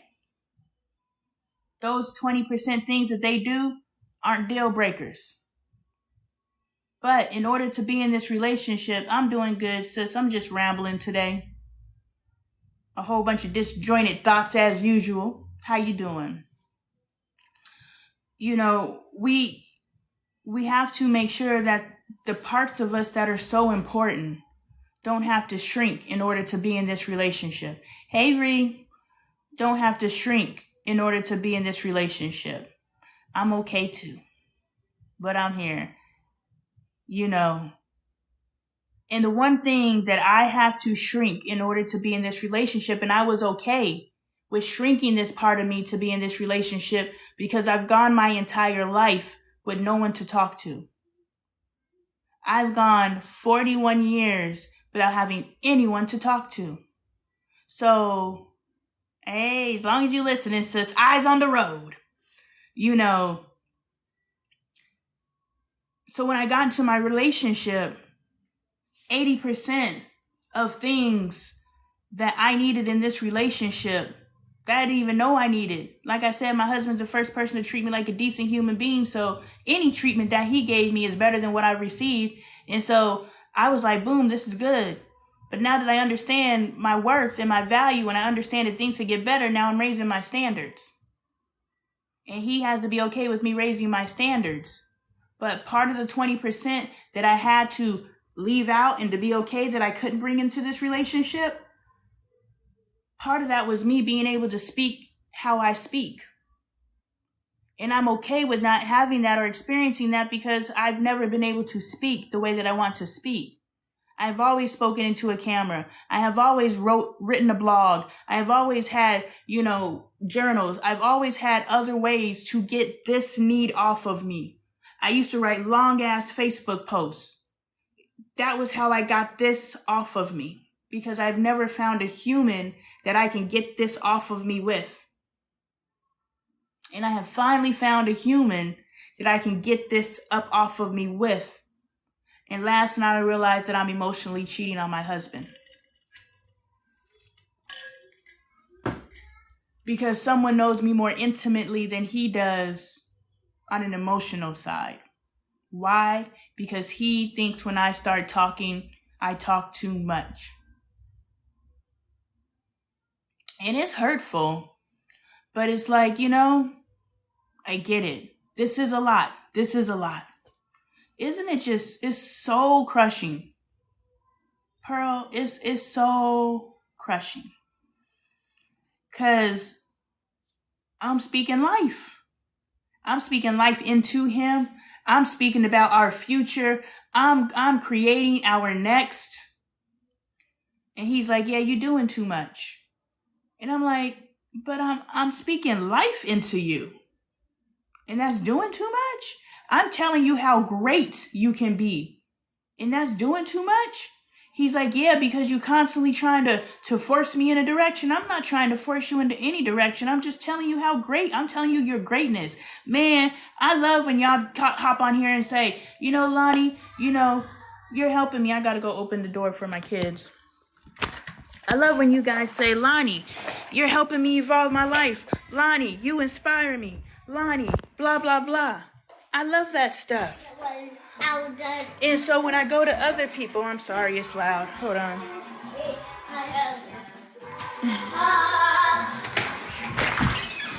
Hello. You both be a guy, mother. Okay.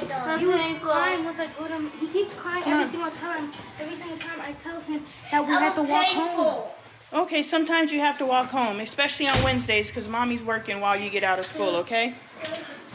And there's nothing to cry about. Crying doesn't change your circumstances. Crying doesn't change the fact that you have to walk home, correct? Michael. The drama.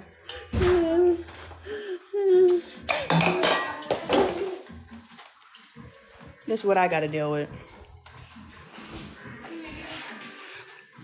Anyway, crying's not going to change the fact that you have to walk home. So you should stop crying. Yes, it is hilarious, sis. It's hilarious. The sun it's almost not being as hot anymore, so you'll be all right. And if your sister finds the lock for the bike, then you guys can ride your bike, but she lost the lock, so you can't ride your bike. The drama.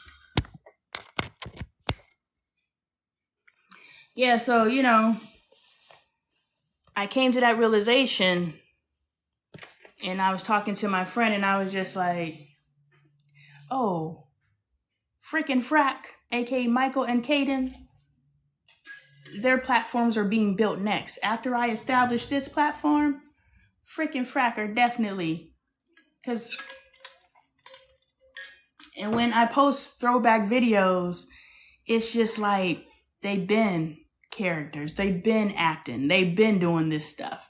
So it's not like they grow up, they watch YouTube, they watch the other little YouTube kids, and they want to be, you know, what they want to emulate what they see. No, these kids is characters. I just be watching them. And I remember when I noticed that Angel is acting. Pay attention to your kids, or your grandkids, or your nieces, your nephews, whatever.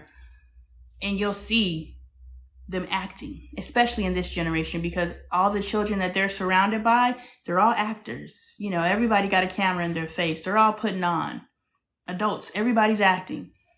But watch the kids. Because I realized that Angel was acting, but it was hard to pick up that Michael was acting. And one day I saw him break character. He was doing his whole drama, and then he saw I was recording, and he like did a quick little smile, and then he went back into character. I was like, this little nigga's acting. Like, he went 5 years and never broke character. And I finally caught him breaking character. And now, because I understand his character now, I know when he's putting on, and I know that he's being himself. But yeah, him and Caden, they have a natural gift. But anyway, yeah, so I was talking to her, and I was like, well, now that we're both aware that we are emotionally cheating, you know, which means we are getting something. Did you pass out? It was too much, huh? You should probably drink that water. I don't need to drink that water. Yeah, if you're hot, then you need to drink water. Wash your hands, change your clothes, and get you some water. I'm fine. Okay, wash your hands and change your clothes then. I'm just boiling hot. You're just hot? You know what's going to cool you off? Water. You should try some. It's going to make me feel worse. Okay, if you choose not to drink water. I just don't cry already.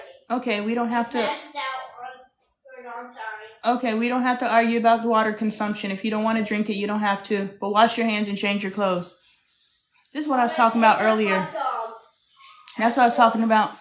That's what I was talking about earlier, where I was talking to Ashley, where I was like, you don't want to wait until your kids are 11 years old to try to penetrate their mind. You need to penetrate their mind as soon as possible, which means you have to start talking to them, and you have to start answering the question why. You have to start answering the question why as soon as possible, because they're asking it, which means if they're asking why and you are not answering the question why, they are going to go figure out the answer to that question. No, out and shut my door. They're going to start going and seeking an answer somewhere else. And wherever they go to get that answer is now going to be their trusted source. And for my children, for Angel, it's been YouTube. You know what I'm saying? I just was telling her, do right, do right, do right. But I wasn't telling her right. I wasn't telling her right.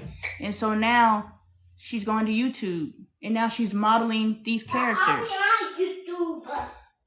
And then now that she's in school, she's going to her peers. And now she's complaining to her peers and saying, no. And now she's complaining to her peers. Shut my door and stop. You're being disrespectful.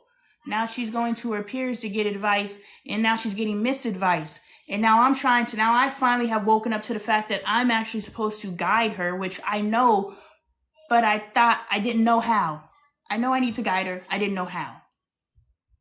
But now I'm starting to get ideas of how to guide her, but now I have to try to penetrate her brain, but her brain is already penetrated by something else. So now I have to somehow figure out how to supersede said penetration in order to now be the loudest voice in her head. And I don't know if I finished that thought. And I was like, that's because children want to be cool. When they're young, they want to impress you. When they're older, they want to impress their peers. So you need to get in while they're younger, while they want to impress you, and now you have their mind. And they're going to do what you tell them to do because they want to impress you. They want you to be proud of them. Until you get into the 11-year-old space where they're in the defiant space where they're just like, I'm the moody preteen.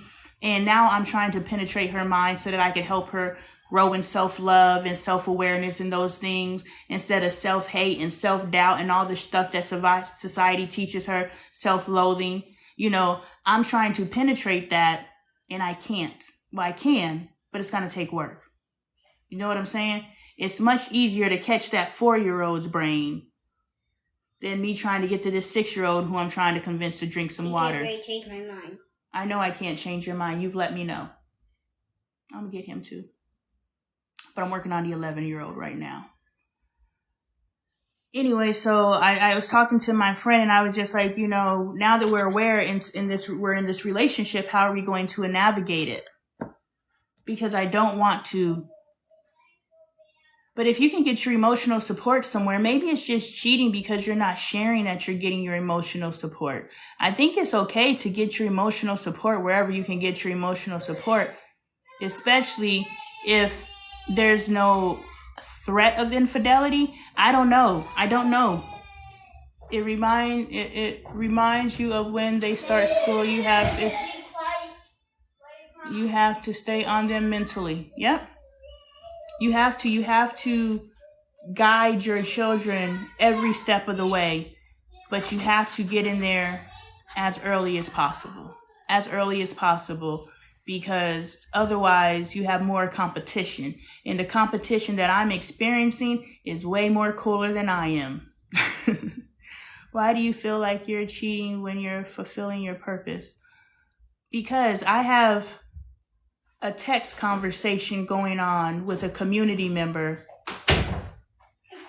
that takes hours of my life. No, please go. Just because Michael is home doesn't mean that you need to come in here. Please leave. They do not play with me on the trampoline. She doesn't want to play on the trampoline, but you're more than welcome to go outside to the trampoline. You go play on the trampoline. She don't feel good. If Michael just came in from outside, they just came in from outside. It's hot. It's boiling outside. It's boiling outside. It's gonna be melted like an ice cream. So out, both of you. Please leave. Please leave. I won't be melted like ice cream. Is there a light on? Is there a light on over there? Yeah. Turn it off, please. And both of you, please leave. Lock my door when you leave. There's enough children in the home where my door can be locked. Lock my door. Let go of the handle so it can be locked. Caden, let go of the door so it can be locked. And please shut it. Thank you.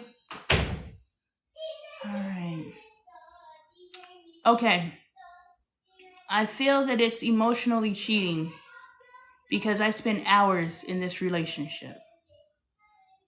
I was supposed to have a sexy naked party with my husband the other night. I was like, okay, hold on. And I'm responding to these texts. It took me so long to respond to these texts and have this intimate conversation because this is an intimacy is intimate. You're entering to a space. Intimacy isn't physical. Intimacy is internal. So I am internally connecting with someone. And while I'm supposed to be having a sexy naked party with my husband, I am exchanging conversations with somebody and sharing intimate thought and feeling an intimate connection with someone else besides my spouse. And I was like, dang, while I'm supposed to be with my spouse, I'm with this person. And that's why I feel like I'm emotionally cheating. Because time that should have been spent in my relationship was spent having a conversation. And this conversation is filling me way more than the sexy naked party would have. The sexy naked party would have filled him. This conversation is filling me. And I'm not having that conversation with him. So I am being fulfilled at the highest level by someone besides my spouse. And that's why. And while I'm being filled, it's taken away from time with him. Oh, why do you feel, oops, sorry. What if your spouse isn't available emotionally, mature in the way that you need, which is what I'm experiencing? I don't know. Y'all help me figure this stuff out. Y'all, I just sit up here on some theories. I'm just a working theory. I don't know. I think I'm going to tell Dre. I'm just like, you tell me that when I talk, I'm doing too much and I think too much and it's overwhelming and, you don't like it. So I found someone that I could share this side of me with, and I just want to make you aware. And he'll probably just say, okay. It's me coming to a realization that this relationship that I have established on the internet is taken away from my physical experience with my husband. And it's something that I cannot experience with my husband because my husband would not allow it. He could talk for hours about, I was about to say dumb stuff, but just because it's his interest doesn't make it dumb. Just because it's topical doesn't make it dumb. Those topical things are connectivity. We were walking through the airport and Dre had on his Chicago Bears hoodie and the guy who talked to him had on his New York Giants pendant. So now they're connecting through something which I would consider dumb, sports. But now you're able to make that surface level connection with someone and you could potentially build that into something stronger. You know what I'm saying? So Dre can talk for hours. He does. He's a barber. He talks for hours and has the exact same conversation because they're talking about topical events. He can have the exact same conversation for hours on end. But when I come home and I ask him to talk about himself, or when he comes home and I ask him to talk about himself, and he's like, man, you're doing too much.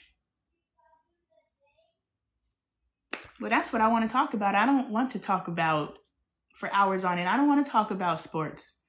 I don't want to talk about what the next person is doing. I don't want to talk about what's the media headline. I don't care. What I do care about is you and how we can grow and how we can evolve and how we have this issue and how you can share your perspective and I can share my perspective. We can evolve together. That's what I care about. But I can't have that with you. So now I have to go on the internet and talk about my issues and have a conversation with two women about my husband. Because I can't talk to him about it. To have said convos, what if people, hold on. What if people are not with the right person and you are cheating yourself? Boom. It's the 80-20 rule. My husband gives me 80%. My husband probably gives me 90% of what I need. In the areas that I feel disappointed, this is probably the only area. This is the probably sorry. I'm biting my lips. This is probably the only area where I feel this is something that I need that he can't give me. There's a difference between wants and your spouse can't give you those wants. But now that I have tapped into this side of me, I can't shut it down.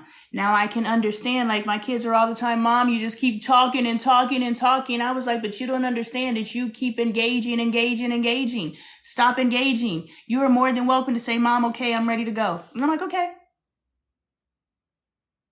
This conversation continues because you allow it to continue, but we can stop it at any time.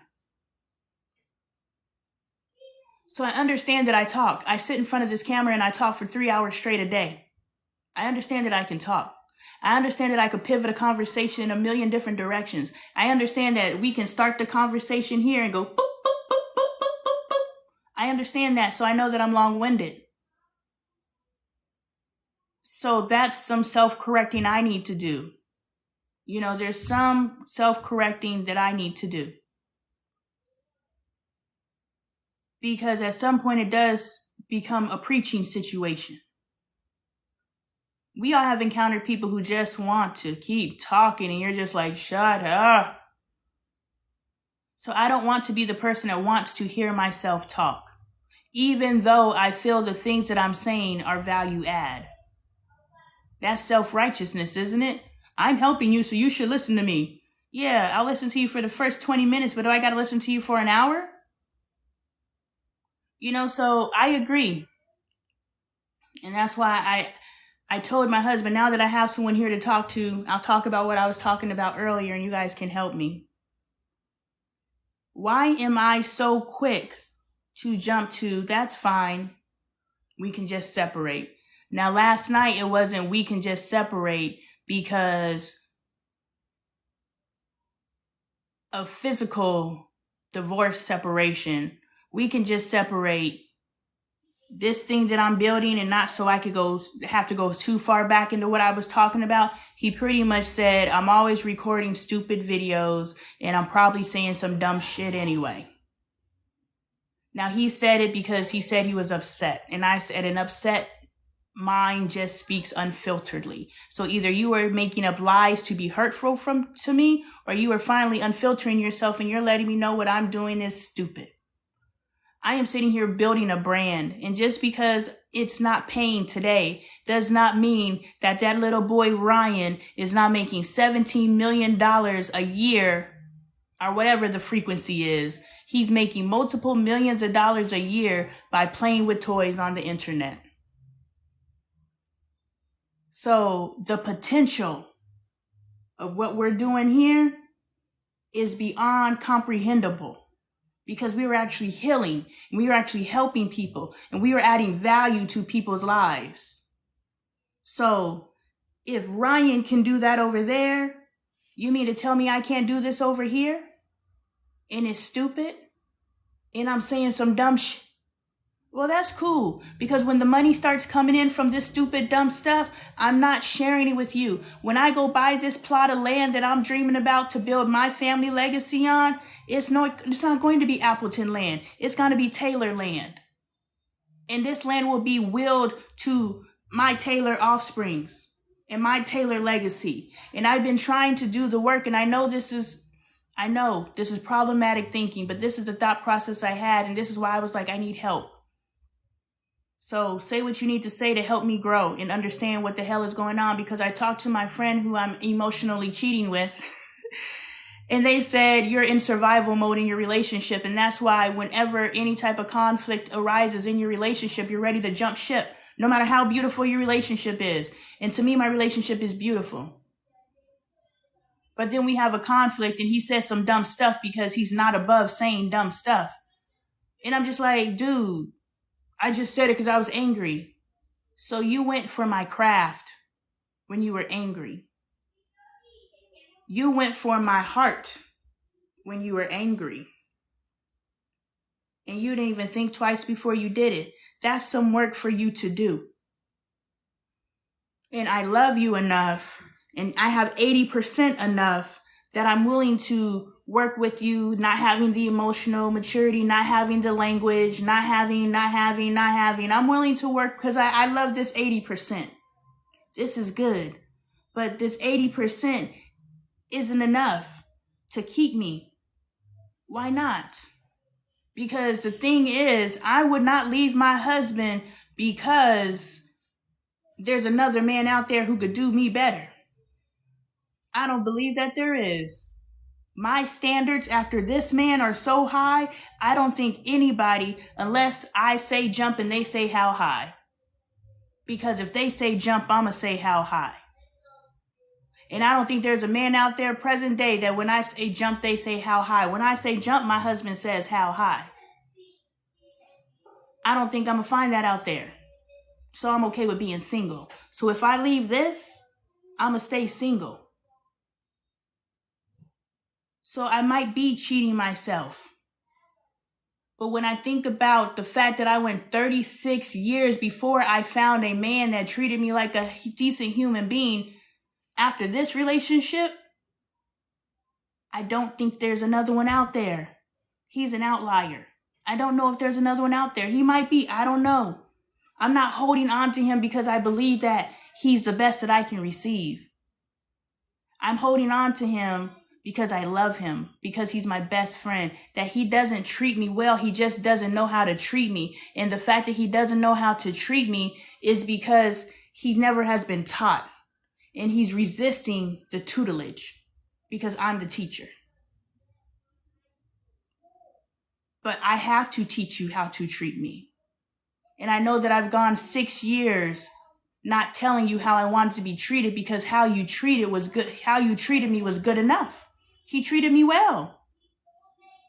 But now that I finally have developed some standards for myself, and I know that I can articulate those standards for myself, he has a problem with that because I've never asked him to love me any other way than the way that he's loved me. So I have to allow for the space for evolution. Ooh, we question, will it matter to him if it makes a male or a female? Definitely. I definitely believe if I was talking to a male and I was like, I'm talking to a man online, I'm sitting here kikiing, I'm sitting here spending 3-4 hours, in these chats, having prolific conversations and thought-provoking things that are filling me up, things that are evolving my thinking. This person has, you read our conversations. You say things to me that make me think and ponder, which means we are having mental, evolving, emotional, spiritual, evolutionary conversations.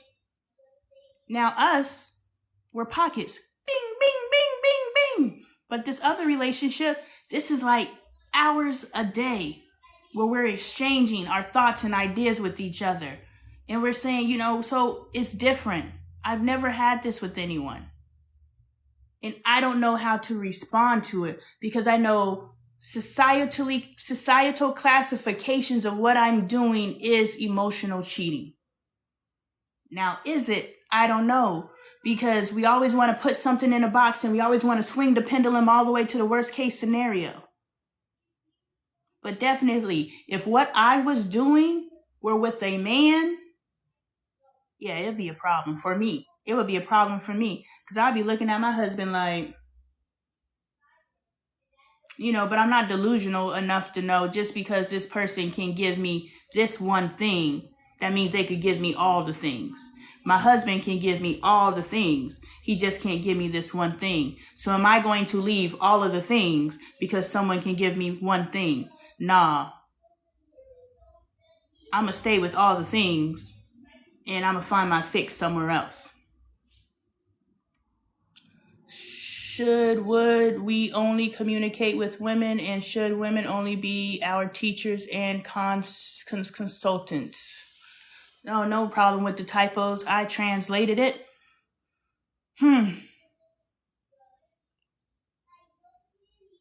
For a man's security? Probably. I know that I'm not a cheater. I know that I cheated, but the person that I cheated on never not cheated on me. And when it came to realization that they were cheating on me, I should have left the relationship. But Bailey wouldn't be here, so hey. But I should have left the relationship, but I chose to stay. And I just chose to cheat. You're cheating on me, I'm cheating on you, we're just cheating and we share a bed. And we have occasional, but there's nothing else here.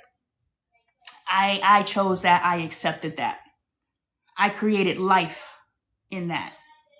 I chose. Very much aware. I received what I did, and I can grow from it so I don't choose it again. If I play victim, I can't grow. He did all of these things. Yeah, he did those things, but I allowed him to do those things, and because I know that I allowed it, I cannot allow it again. That's why I don't believe in victims. Our victim mentality, I should say. So communicate with women, and should women only communicate? Oh, yeah, teacher. I'm not a cheater, so I talk to men. I have never connected with anyone on the level that I have connected with this individual, but I talk to men. My mentor, when I was doing wood art, Jim over in Ohio, self-proclaimed redneck. We talked all the time. you know, but he did a very good job. And I was like, I kept trying to because I like to have personal conversations. I like to connect with people. I don't like surface conversations. Yes, we came together in this, but can we continue in this? So I remember I would try, and he would let, a little bit. My daughter, I know he has a daughter. I know he has a wife. I know his father has dementia. And I believe his mother passed away. Because his dad is out there alone, and he's trying to figure out his dad with dementia and all those different things. I know that about himself. I know that his wife was pregnant, but we would be talking about art, and I would, what's the update on your wife? Trying to have those little personal moments to show that I care and I actually pay attention to the things you're saying, but he would always gloss over those conversations. And we have to pay attention. When someone is denying us access, they're potentially denying us access because of them. They're not necessarily denying us access because of us. And I'm going to pivot into another conversation to punctuate this point. There is this individual that I was working with on a professional level. We have a personal relationship. This individual is a lesbian. It's a very important point. I was working with this individual, and suddenly this person just became unavailable to me. And I was like, why did they just switch up on me like that? What did I do? What did I say? And then I thought, what if I didn't do anything? What if I didn't say anything? What if they're putting a control in place to prevent something that potentially can happen? But they're not going to communicate that with me. I'm attracted to you and I don't want to end up fucking you. You know what I'm saying? They're not going to communicate that to me. They're just going to put a control in place for themselves. So pivot back to Jim. When Jim was teaching me how to do the woodworking, he kept it strictly professional. Even though we were friends, it was strictly professional. So he wasn't having intimate conversations with me. It was all about the wood. And so he put those controls in place, and I just trying to I didn't know what intimate conversations, I didn't know what this was at the time. So I was just always wondering, I was like, why does he keep me at arm's length? I'm trying to be a friend. To me, friendship is sharing and caring. You know what I'm saying? I'm trying to be a friend. And he's like, no, we're here. And now I understand. He was like, yeah, we're not going to have that space in our relationship. So I talked to men, but I've never connected with the man the way that I have connected with this individual. And I know I would have a problem with if I connected with the man as I have connected with this individual. But yes, to your point, I have had male teachers. I have a friend, to this point, I have a friend that we both went to cosmetology school, and we have moments where we have, introspective conversations. I can't turn around and tell Dre about those conversations because he has made comments in the past which let me know that he feels an insecurity about this individual. Now, I don't know if he feels an insecurity about this particular individual. He doesn't feel insecure to the point where he's like, you can't talk to this person. But I understand when I do talk to this person and I have a meeting of minds with this person, which is something I cannot have with my husband, it makes my husband feel insecure. Therefore, I can still have conversations with this person. I just don't go back and relay those conversations to my husband. And it's not me being deceptive. It's just saying I have permission to talk to this person. My husband knows we're all mutual friends. And sometimes this person says some stuff that makes me say, you said something there. But I would not have the level of conversation with that guy that I have with my female friend here on TikTok. I would know better. I would not allow what has happened with the man, what I have allowed to happen with the female. It's perplexing, y'all. It's perplexing. He can't, damn it. He can't have it both ways. I don't think this is emotional cheating, friend. Okay, I don't think so either. I believe she is just being social. We like it. Okay, so I'm not emotionally cheating. Hey, Casper, you probably done dipped out by now. Wait, what? Facts? Wait, who? He was telling his truth, but he let him sugarcoat it. People don't always see the potential, right? I'm getting my land too, sis. Amen. I need my alpacas, land, and ponds. See, your land looks totally different than mine. I see a place where people can go off-road and roller derby, and we got a whole little, so you can do the dirt bikes and all kinds of stuff. And then we got the center with all the activities and stuff to do. Our land looks different, but since we getting our land, ain't no ponds on my land though. We got a pool, that's it. Since I don't agree with the emotional cheating, please call it something else. You're just making, well, tell me what to call it. Soul connections. I was about to say the same thing. Y'all tell me what the hell to call it then. We know those help us heal and be better people, which in turns help us treat other people better. Yes, I agree. So what is this? I'm sure in these other 50,000 messages you guys would have answered, because y'all got to tell me something. Because I have identified the same thing. If this was a man and I was having these conversations, it would be a problem. If my husband was having these conversations with a woman, it would be a problem. So what am I doing? We have to teach everyone around us how to treat us. Men get too comfortable. They don't like change for whatever reason. Why don't men like change? And is it all men? I've only dealt with black men. If you've dealt with men in other races, let me know. Ethnicities, whatever. Is it all men or is it just black men? And why? And is there a control in place that we could put with our boys so that they're okay with change? Because I see all the problems that we have with our men, and I am working to impart things within my sons to hopefully avoid those pitfalls. You know what I'm saying? I want them to be progressive thinkers. I want them to be able to speak and be able to share their thoughts and ideas so that when their wives or their girlfriends or their spouses, depending on how they go, and they say, what do you think about that? And they say, this is what I think. Now, I don't know. You're doing too much. Don't put this in your mouth. Do you feel full afterwards? Man, feeds me. I have never left a conversation with this individual where I felt like depleted or like I gave more than they gave. Like I feel so full after every single conversation.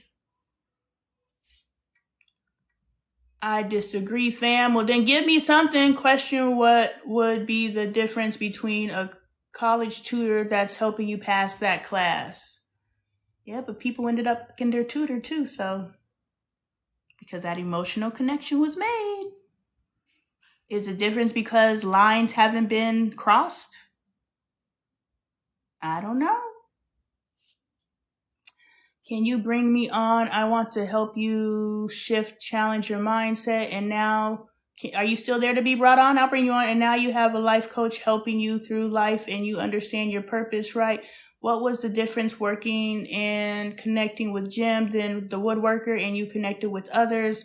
On here, you all bond through art. You are bonding with us on here through emotion. Because art is superficial, emotion is internal. I'm penetrating your soul and you're penetrating my soul. That's what's happening over here. These are soul penetrations.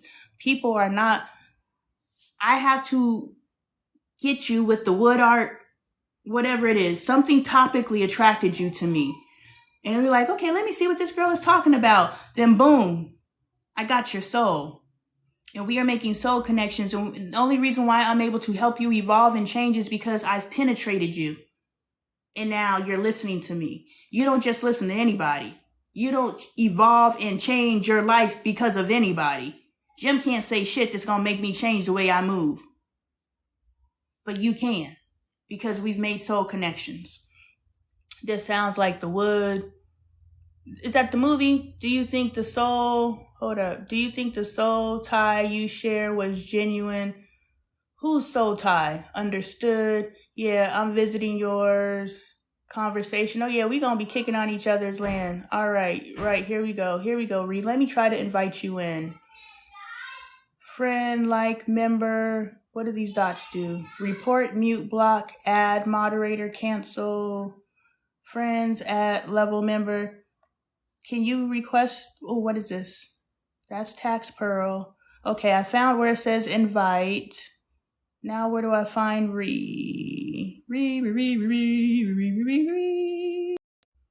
All this talking got me turning into a mouth breather, y'all. I'm over here trying to get air. Why can't I find you? And what is this cognizant? How about if I press that? Turn off multi-guest. No, that's not what I want to do. Cancel. I'm sorry, y'all. I don't know what I'm doing.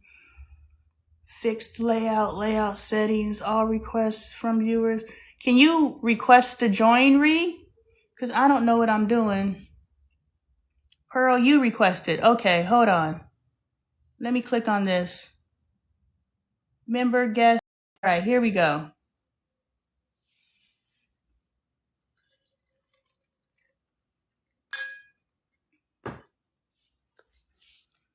And let me see if we could bring Ree on. What does that say? Friends, guests.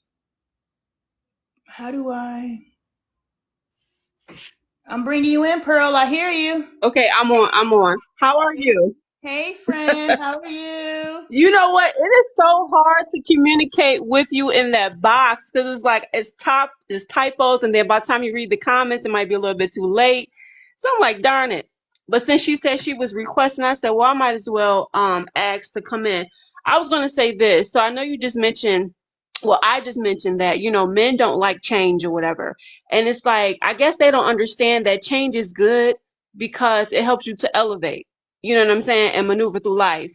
So I was going to suggest, like, if you do start teaching your boys that change is good, I would use school as an example, like how they are getting promoted from grade to grade to grade, right? That's considered as elevation.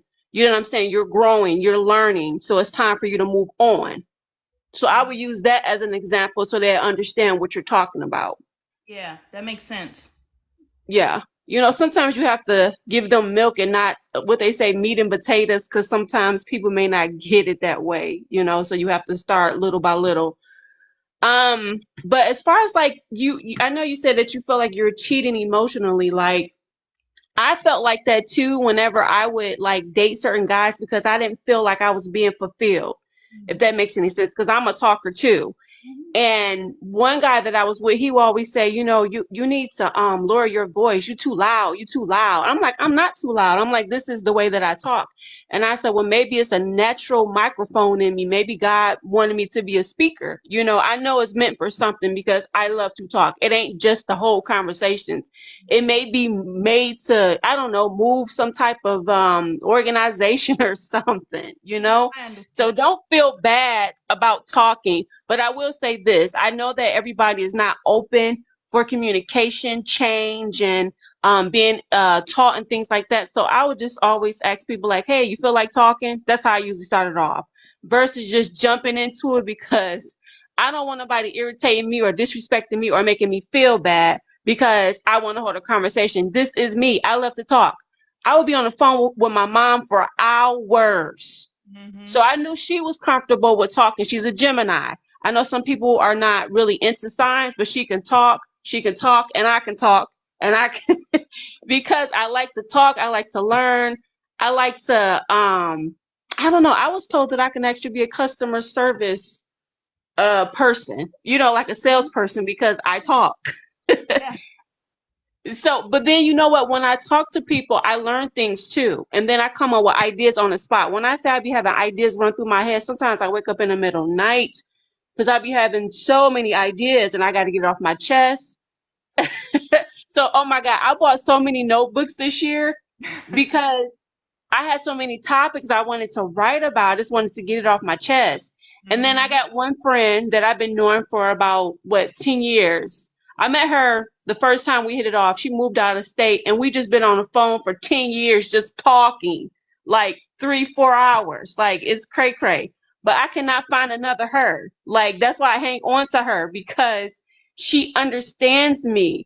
I could talk about the Bible, the spirit, demons, whatever, and she understands me. She don't judge me, and vice versa. She feels the same way too, where she can't really open up to her family or other friends because they may say, "Oh, you taking the conversation too left. Where you get that from? I ain't never heard that before. Don't come over here with that now. I ain't religious." You don't have to be religious to understand the Bible. Like, I mean, come on Yeah. now. I always preach the Bible, and I'm not religious at all, but it makes sense. There's parts that can apply to our lives. I was talking about the Tower of Yeah. Babel yesterday. I was talking I about was Adam and reading Eve today. you know what? It's a guy online or whatever, but he's a pastor. He is so cute to me. And when I say he be spitting that game when he be talking like talking about the Bible, but it's like I don't want to come on to him, but I really do. But but oh my God, I love a man that can lead. He understands God. Like that is such a turn on to me. You know what I'm saying? And it's hard to find men like that. And young men on top of that. He's young. He's like in his 40s. Yeah, so Pearl, I'm gonna counter with now. This is sexy. Yeah, So yeah, it is. even though the It's definitely a person that turn I'm on. talking to is another woman, and I'm not attracted to women. Oh, okay, okay. I thought it was another guy the whole time. Oh no, I'm talking to another woman. And so Interesting. I have had this connection with this woman, and like I said, we spent hours talking about everything that you talk with your girlfriend and your mama. Yeah, We are yeah. spending hours and we are evolving each other and growing because my perspective is, and she's half my age, so her perspective is fresh and new and, Mhm. Mhm. not built in. She said, I come from the generation of, gosh, what did she say my generation is? I cannot remember what she said my generation is. But pretty much my generation is stuck in the mud. We're linear thinkers. She comes from Yeah. a whole nother generation where there's different ways to see things. And so even though I'm open to thinking and using my logical brain, she has a whole different perspective in using her logical brain. So now she can come to me and say something. I'm like, damn, I didn't even see it like that. You Yeah, know? yeah. I wanted to comment. Was it last week when we were talking? It might have been Monday or Sunday. I forget when I first came on, and you were talking about the friend that you just let go because she felt like you had lied to her or something like that. And I know you said something about you thought that like a lot of her input sound pretty good, so you will always go off of what she said, right? And kind of like took yours to the side. I had a friend like that too where I would say something and she'd be like, it's not even that. And I'm like, well, what is it? And then she'd say her little comment and then we ride off of what she said. But I'm like, but no, I don't think what I said was a dumb idea either. You know what I'm saying? Like, don't minimize what I said now. To the Yeah. point where I felt like she was like overtaking the conversation and she was kind of like controlling. And it made me very uncomfortable because you may be, she's not even 10 years older than me. I'll say she's probably like maybe 6 years older than me or whatever. And I felt like a lot of times she was kind of being controlling. That made me uncomfortable because we're not in a relationship. We're just friends, right? So don't get it twisted. And I don't like I don't like to be nobody's yes man. I don't like the fact that I can't set boundaries. So I had to let her go because it was at a point where, yeah, I can talk, but I don't want to talk every day. It might be some days I want to be to myself. I want to study and start doing things within my purpose. And I had told her, I said, well, I want to take a break from talking. So she got really emotional about it. Like we were in a relationship. Honey, calm down. Like I'm gonna come back, but let me study, let me get back to what I do. And she said, well, you're not gonna hurt me again. Wait, what? Okay, you're being weird now. You're being super weird. All Mhm. because I said, hey, I didn't want to talk today or this week. Like, come on now. Like, okay, so she's a mother. I don't have any children. That's like me saying, oh no, you can't go cook for your kids or you can't spend time for your kids because I got something else I want to say and I want to talk about this and do this. No, I'm going to give you your respect, your privacy, your peace and all that. I don't understand why I couldn't have that. Why? Because I'm a single woman and you feel like I'm not doing anything. That's Mhm. not fair. She was there. You were there for her. She wasn't there for you.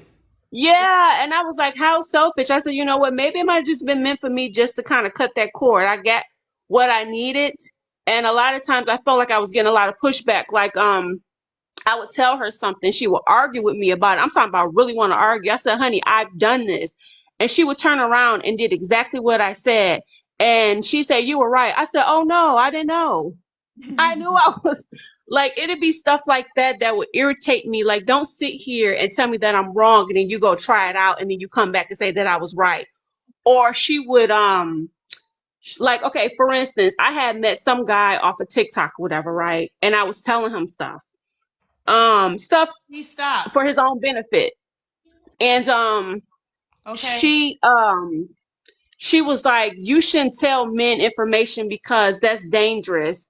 You should only tell women. I said, are you effing kidding me? I said, you do know women can be demonic too. I said, I don't trust them all either. I said, you sound dumb as hell. Like, if I'm a teacher, if God wants me to be a teacher, you think he only just want me to teach women and not men? Men are a part of our world too. Yeah. Like, that's dumb. I mean, because I didn't told women stuff too, and then they turned around and used it as a weapon against me. So no, I'm not just about to just sit here and just give all my information to women only because we feel like our secrets are better kept with them. Are you kidding me? No, you're not a So safe no. space. That's why I said in the comments, don't feel bad about letting someone go. Sometimes it's just time, but sometimes it has something dramatic has to happen in order for that cord to be cut. You know what I'm saying? And not put back together ever again. you Yeah. know. This individual, it was more of a spiritual, like, because I have been spiritually deprived my whole life. Mhm. You know, I had my cousin, but, that went by the wayside. But otherwise, since I've been on this spiritual journey, I have just been to myself and, no one to talk to. Yeah. So when I got on TikTok and I connected with this individual and we had all these different connection points and all these things in common, like, oh my gosh, I experienced that too. I experienced that too. A lot of people that I'm coming in contact with here on TikTok, we have similar backgrounds. It's weird. Yeah. And Yeah. so I respected her because at that time, I believed that spirituality had a hierarchy. I no longer believe that now. I believe that it's just honestly, and I started rereading this book that I wrote in hmm 2013, and a lot of the things that I'm saying in here, I say today. So it's not that it's a whole new set of rules, it's just a whole new understanding. You know what I'm hmm saying? You elevate and you see the exact same thing, but you see it differently. And then you hmm elevate and then you see it differently. And you elevate and you see it differently. Facts. But it's Facts. the It's same always thing. like I feel the same way when I read the Bible. Like I don't care how many times I've read Genesis. Every Mhm. time I go back, it's always a different understanding than what it was the first time. No, leave my room, please. Yeah, so I agree. Sorry, my kids came in. No, you're But fine. I listened to her because she had a level of awareness that I didn't have, and I thank you, Ree. Take care. I didn't know. I didn't know. All I can say is I now know that Pearl, where you are on your journey is where you are, and there's something for you to teach me, but that doesn't mean that you are above me or below me. Now, Yeah. Yeah. but I have also used the language like you're ahead of me or below me on my spiritual journey, therefore I You can, too, creative. so that I can use you as a roadmap because you've been through what I've been through. Now Right. that's different because that's lived experience. You've lived through something that I haven't lived through, and I can watch you and see, okay, the way that you're moving is the way that I am being inspired to move, so now I can look at you as a Right. roadmap versus just because I'm looking at you as a roadmap, we're both on our own spiritual journeys. Therefore, there is no hierarchy in spirituality. So I allowed this individual to kind of dictate down to me because she been in this game for 20 plus years. So clearly she knows some things that I don't know. And hmm so when we got on this conversation, this person, okay, please shut my door. We got on this conversation, and to your point, and our relationship probably wasn't as solid or as long as your relationship that you're referring to for you. This woman and I were literally yelling at each other, and I'm like, why am I yelling at this person? This isn't my girlfriend. Like, this is Right. asinine. But I'm allowing it to happen because I'm watching this happening because I'm just like, this is freaking crazy, but this is some people's reality. So I'm going to let Yeah. this play out because I'm curious as hell as what the hell is happening. I have never argued in my adult life the way that I was arguing with this woman, and how I would say something and they were like, "That's not right, Lonnie. You're toxic, Lonnie," and da da da da da. Oh, And I was wow. just like, whoa. How am I not right when this is my healing journey? And if my healing Exactly. journey has hit a space of toxicity, that doesn't mean that I'm spewing toxicity out there. It means that I am clearing out some toxicity.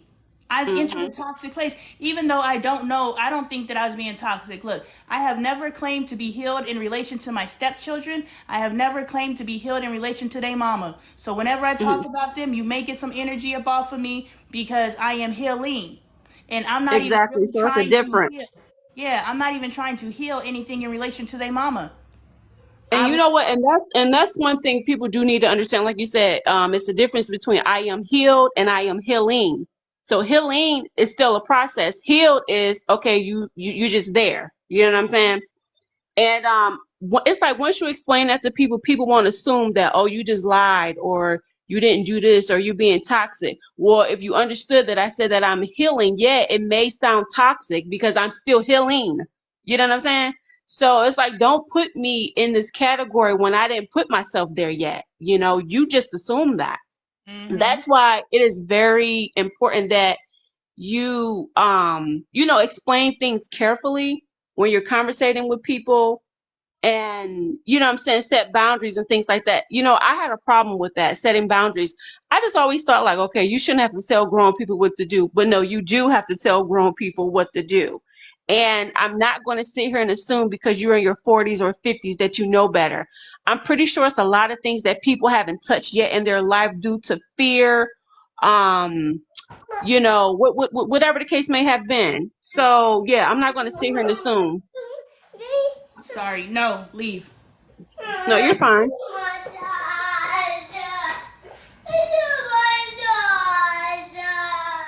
I'm listening. So yeah, I was saying that people, I guess people feel like when you get a certain age that you know everything. There's a cap. No, it's not. You're still learning. Yeah, that's my husband. He's like, I'm 40 something years old. What do you mean I need to change? Because if you've never had the tools imparted into you for you to, you know, live life progressively, now that you have those tools, let's start Right. changing, let's start growing, let's start evolving. I So think some men may feel like because they're still able to work and I don't know, move and things like that, that they're okay. No, you're not okay. You don't want more out of life. Like you don't see like things deteriorating around you, like that doesn't bother you. Some men just be so content, they be like, no, I'm fine. Like some men never had their own home before. They've been living with women for years. Some of them never like extended their education. And I ain't talking about just on a college level. I'm talking about just overall, just learning about women, countries, where you descended from, all that. Like, why would you not want to learn that? It's just they just chilling on earth. Like they don't got nothing else to do. No, bruh. yeah, soaking up sports stats about other men. Yeah. And That that, kills yeah, me. that's a little suspicious to me. No, I'm playing. No, I mean, if we could have that conversation, like I reference all the time, that, hold on really quick because this Okay. little boy, but you could talk, Pearl. Okay. I was going to say that, like you say, men sit and talk about sports. Some men. I mean, if we could sit and talk about fashion and beauty all day, I wish we could, but we can't. There's other things that need to be done. If there's something to eat. I'm sorry, what did you say, dear? No, I said you were saying that some men tend to talk about sports all the time. I said we sat and talked about beauty and shopping all the time. I wish we could, but we can't because there's other things that need to be done. Yeah, and so that's the thing, and that's why I say it's okay to have your foot on both sides. You can have Yeah. your foot in the spirit in the spirit world, your current Right. incarnation world, but you also need to have your foot in your soul, your spiritual world. So we can Yeah. talk about beauty and we could talk about hair, and then we could pivot and have Mhm. some meaningful conversations. The Mhm. the issue is and I can speak to my husband. I don't know what the conversations is like. He's into health and fitness right now, so his sole connections right now are health and fitness. So he's able to help others evolve and change and grow themselves in that arena. You Mm-hmm. know, and he'll talk to me and he'll have some deep conversations with me about health and fitness, but he Mm-hmm. doesn't want to have deep conversations about himself. You Mm. know, the possibilities of, but let me tell you, Pearl, the rest of our conversation. So I am proud of him in the respect that, you know, he left the room, he was pissed off, he came back, and then we entered into another argument again, and then he left, and then he came back, and then we had a raised voice conversation, and then he left, Uh-huh. and he came back, and then we were able to have a regular Wait, conversation. this was all in one day? Oh yeah, last night was spicy That's funny.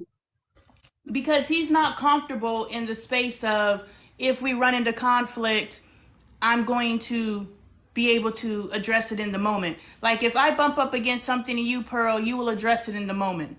But most men aren't comfortable with expressing their ideas. They're just comfortable with expressing anger.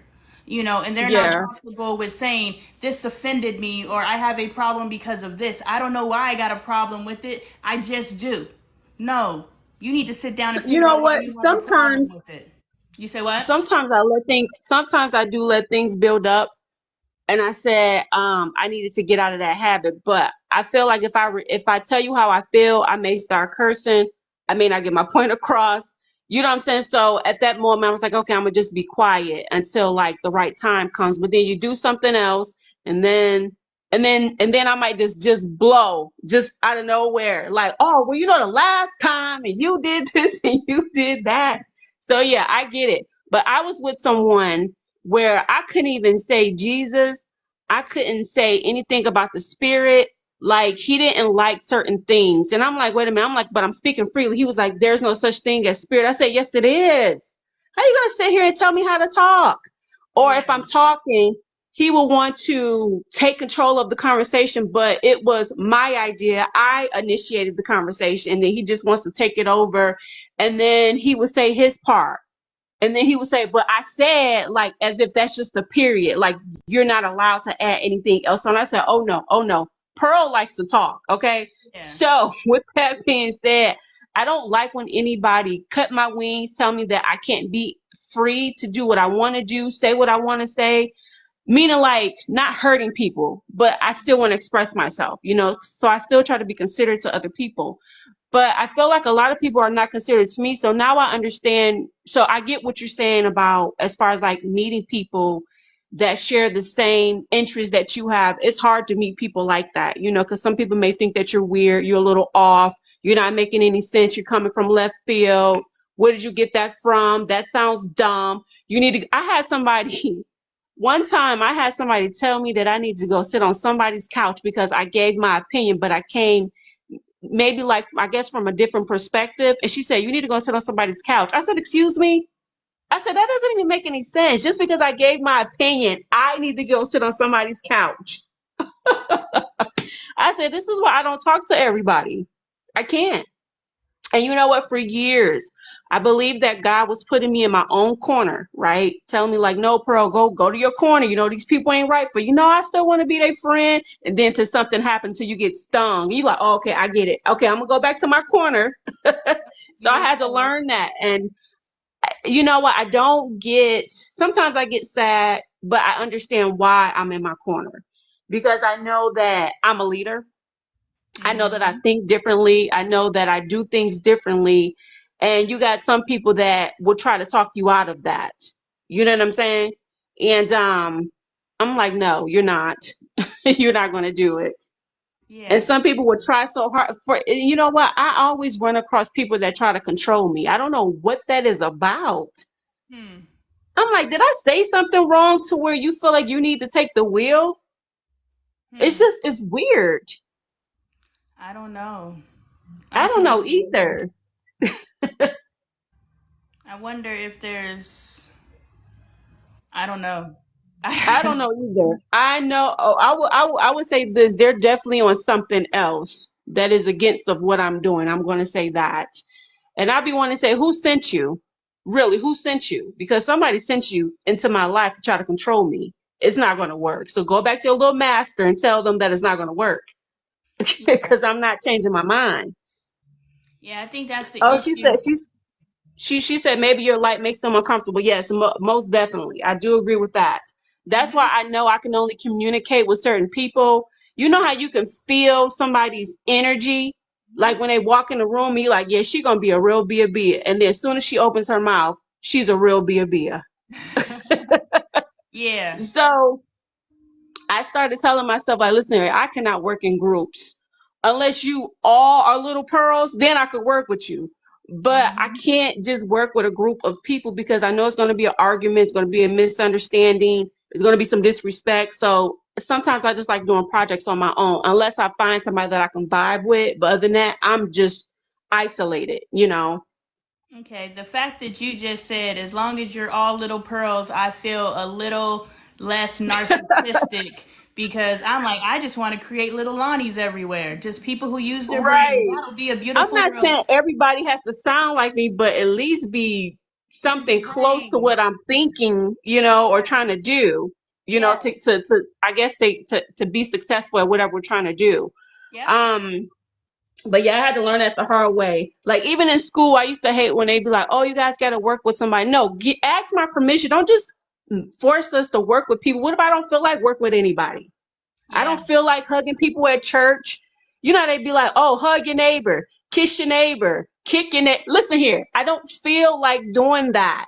I'm not saying that I'm against what God is. I just don't feel like interacting today. I just want to read the word, you know, sit down and clap my hands. I don't feel like getting up and doing this and doing that. I don't feel like participating. Yeah. Group think. And Yeah. if So you're not group thinking, you're a problem. yeah, girl, I heard somebody say earlier, she said that being antisocial, what she said, wait, being antisocial is dangerous to the society. I said, are you kidding me? So you're not allowed to have your own peace. You're not allowed to be on your own accord, be in your little spiritual corner. You're not allowed to do that. And if you are, you're considered as dangerous. Are you kidding me? I was like, wow. Talk about control. Yeah. I'm all for because we are the collective. We are all interconnected. So, Yeah, but in order to be a part of the collective, you must know who you are, which means there needs to be a lot of keep to yourself. exactly. It's like you need to have discernment. I think it's dangerous for that people jump on useless trends or people that don't read or people that don't ask questions. I think you're dangerous to society. Or are Yeah. you a yes man? Yeah, because you don't know what's going on. And I was saying that yesterday. I was just like, people are so passionate about their thoughts and beliefs, and their thoughts and beliefs have been passed down to them from somewhere else. You know, Oh my God, tell me they didn't about do it. their own research, they didn't do anything, but they will argue you down about what they believe to be true. And if you ask them why, they can't answer the why because the information was given to them. But you want to tell me Exactly. I'm wrong with something that I have pondered on. I actually can tell you Exactly. why I think the way that I think, but you're telling me the way that I think is wrong based on something that you were told. We are not the Exactly. same. Yeah. Simply just said, she said, yes, you have to learn who you are without influence. Correct. Like, I'm glad, I think at the age of maybe 16, 18, when I first started like working, and I didn't always have somebody to go to the mall with or the movie. So I started going by myself. And once I learned that I could do things by myself, I was very confident after that. And it was like no stopping me. Yes. I'm still like that to this day. Yeah, and that's good. You have to enjoy your own company. You have to enjoy your own thoughts. If you don't enjoy Yeah. being alone with yourself, that's your first order of work to do. Yeah. Like Yeah. that's where you start. If you can't be okay with you, that's where you start. And I can help you. Yeah. What's the best that can happen? Available at LonnieTaylorArt.com. You Yeah, have to I'm be definitely okay gonna have with to you. get your book for sure. Because I Yes. love, you know what? I just said I need to get back to reading again. Um, because I love different perspectives, you know, because it kind of helped you, you know, put together whatever you were thinking. Like you said, being on here, you get to bounce your ideas off of people that you can't probably do at home with, you know, your spouse and friends and family members and things like that. Yes.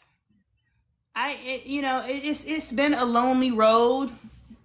But that's why I said, because when you said, do you think that you're settling? I don't believe that I'm settling. I believe that my husband gives me everything I need except for a meeting of minds, and I think that he has the potential as he continues to evolve and grow. I have to understand Yeah. if somebody asked me a question in the comments in the video and I was going to do a response video, but somebody asked me, they're like, why are you with him if he has this inability to communicate?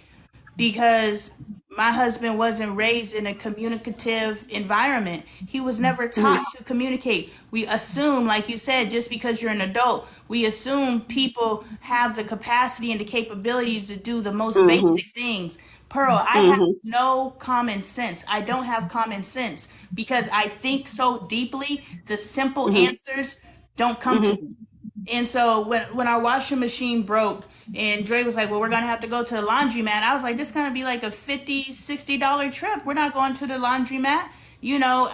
And he was like, no. And then Bailey chimed in and said, just take the clothes that you need. You don't have to wash all the clothes. I was like, that makes sense. And Dre was like, duh.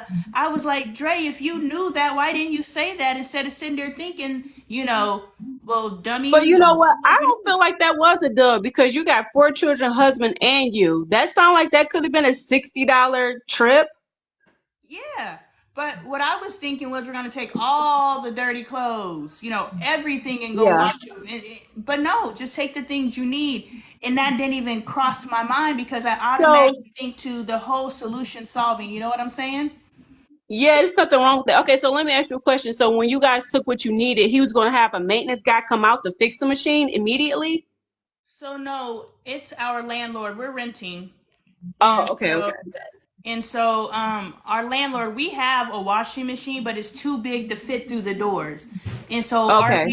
landlord, which is a whole issue, our landlord is like, well, my uncle's gonna come over and he thinks that he can fit it through the door. And I was like, the doorway is 30 inches and the washing machine is 33 inches. What magic is your uncle going to perform? But that's okay. You can indirectly call us some dumb NIGGs. You can say that because that's what you're saying by saying my uncle thinks he could figure it out. We can't figure it out. Where's the 3 inches gonna come from? Where is your uncle going to grow 3 inches? You let me know. But So with anyway, that being said, I would have thought the same way because like you said, if the machine is too big to fit in, like when are we going to come up with a solution? Meaning like our clothes need to be washed. That'd be dumb. Now this would be silly if you take clothes every week versus however you were thinking like monthly. You know what I'm saying? Get it out the way. Because I feel like you're spending more money when you go back yeah, each time. You know what I'm saying? So, and you're a mom on top of that. You're always probably think ahead of time, all the time. You know what I'm saying? Because you're a mom. yeah. So That's what moms do. I don't have I don't have common sense, and so my husband knows this about me. Like he was jumping the truck because the battery had died, and he was like, "Are there lights on the dashboard?" So I just went back to the truck and I looked at the dashboard and I was like, "No, there's no lights." He was like, "Did you turn the key?" I was like, "Oh yeah, hold on." Because I don't have common sense. So it's like the things that he doesn't. The thing is, he doesn't think like I think. I don't think like he thinks, and we need to stop assuming people think like we think, and and Yeah, and then discounting them. You know what I'm saying? And yeah, then I thinking agree. there's some sort of deficit. So, me and my husband, we don't think alike, but I just want him to start thinking. I just want everyone to start thinking. If I ask you a question about you, the response should not be, I don't know. Why don't you know about Right. yourself? Why won't you take 10 seconds to actually self reflect and say, huh, let me figure that out about myself? And I think that my Yeah. husband can eventually get to that point. Like I said, in the past, what we had yesterday, he would have just shut down and he wouldn't have said nothing. He was like, just, yeah, I won't even come in the room. Like he always swings to the, I just won't do it anymore. You know, Instead, he made the effort to come back and try to have the conversation, left, came back, tried to have the conversation, left, and finally came back to where he could have the conversation under the energy that was effective. So I see his growth and I see him trying. But like the person said, why are you with him? because my husband has to learn something. Just because he's 49 years old, this is a skill he never developed. But the fact that he's showing he's trying to develop the skill by coming back a fourth time to have a conversation. And then the fourth time when he came back, he actually shared his, he was like, it's just a lot. I'm under a lot of pressure. And he's like, what he said was, the reason why he said what he said to me is because everybody around him is trying to do what I'm doing. And nobody's having success. So instead of me going out and getting a job, which will solve our financial situation now, I am at home making videos, pursuing something that everybody around him. Oh, I gotta get off of this real quick because I gotta send some money to Bailey. But everybody around him is not having success with this, but he's looking at me like, you're just wasting time when you need to go get a job so that we can correct this ship. And I was like, look, buddy, first of all, you don't know what I'm doing. I'm out here making soul connections. I am out here helping people heal their lives. I am out here building a network. All the people you're looking at over there on Facebook, have they accumulated 11,000 followers in 6 months? And I know there's people who've done it faster, but I have never accumulated 11,000 followers on any of my profiles, and you add all my profiles together. I am doing something over here.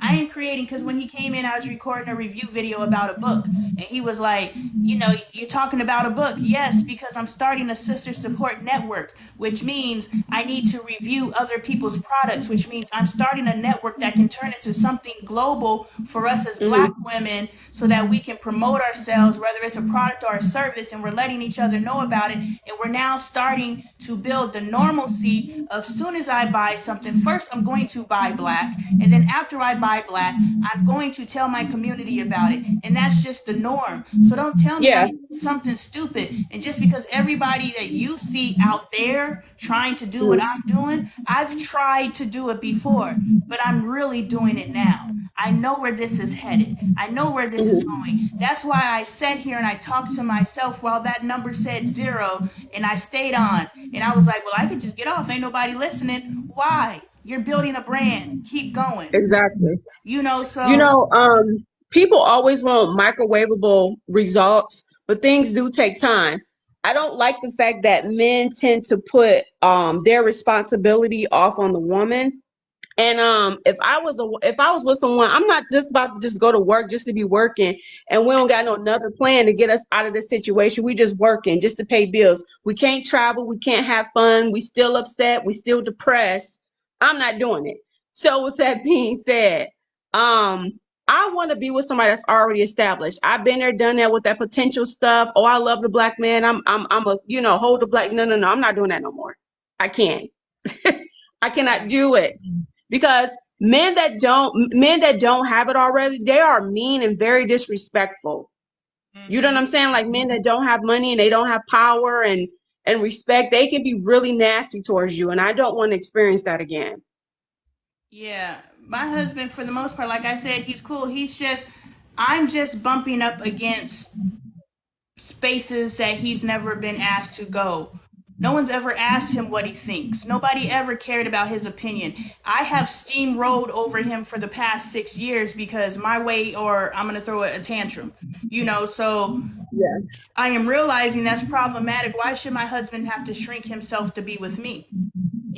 I shouldn't have to shrink myself to be with him, and he should not have to shrink himself to be with me. And my husband has shrunk himself for the past 6 years. Actually, the past 13 years, I have always been dominant. I have always been big. I've always been this person. And so now I'm changing that, and I'm inviting him, and I'm coaxing him out of his shell. Like, you don't have to shrink yourself. What do you think? I won't snap at you if you disagree with me. So he's put all this protection in front of him to protect himself from my bad attitude. And I'm like, okay, I've checked her. It's okay, I've checked her. You can come out to play now. And so he's slowly trying to trust this new Lonee in this new space. And so that's why he'll leave, come back, leave, come back, leave, come back, But in the past, he would just shut down. So yeah, and I was able to see that when we went to Jamaica, and I was able to see him in a different light, and I could see his growth and I could see his effort, So that's not the issue. The issue was him saying that my video and my content is stupid. I was like, well, that's cool, because when this stupid shit start paying off, you will not be on their contract. You will not be on their land deed. You will not be on none of that stuff. And that's problematic for me to go there. And so my question was, what is my tendency to immediately go towards separation when he offends me? You know, like, Right. that's not forever behavior. As soon as somebody makes you mad, you're like, boop. And that doesn't fit. I don't want to go there. I don't like it. You know, I want to, Simply just okay, he said, said something that I don't like. He said something that offends me. Okay, talk about it. But why does it automatically go towards, well, shit, if we got to separate, we got to separate. Like, I do that way too frequently, and I don't like it.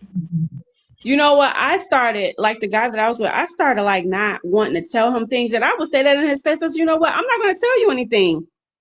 He'd say, Yeah. what? You can't do that. Who does that? Me. I'm about to start doing that, because you're not about to sit here and keep like disregarding me or disrespecting me or saying that I sound dumb or loony.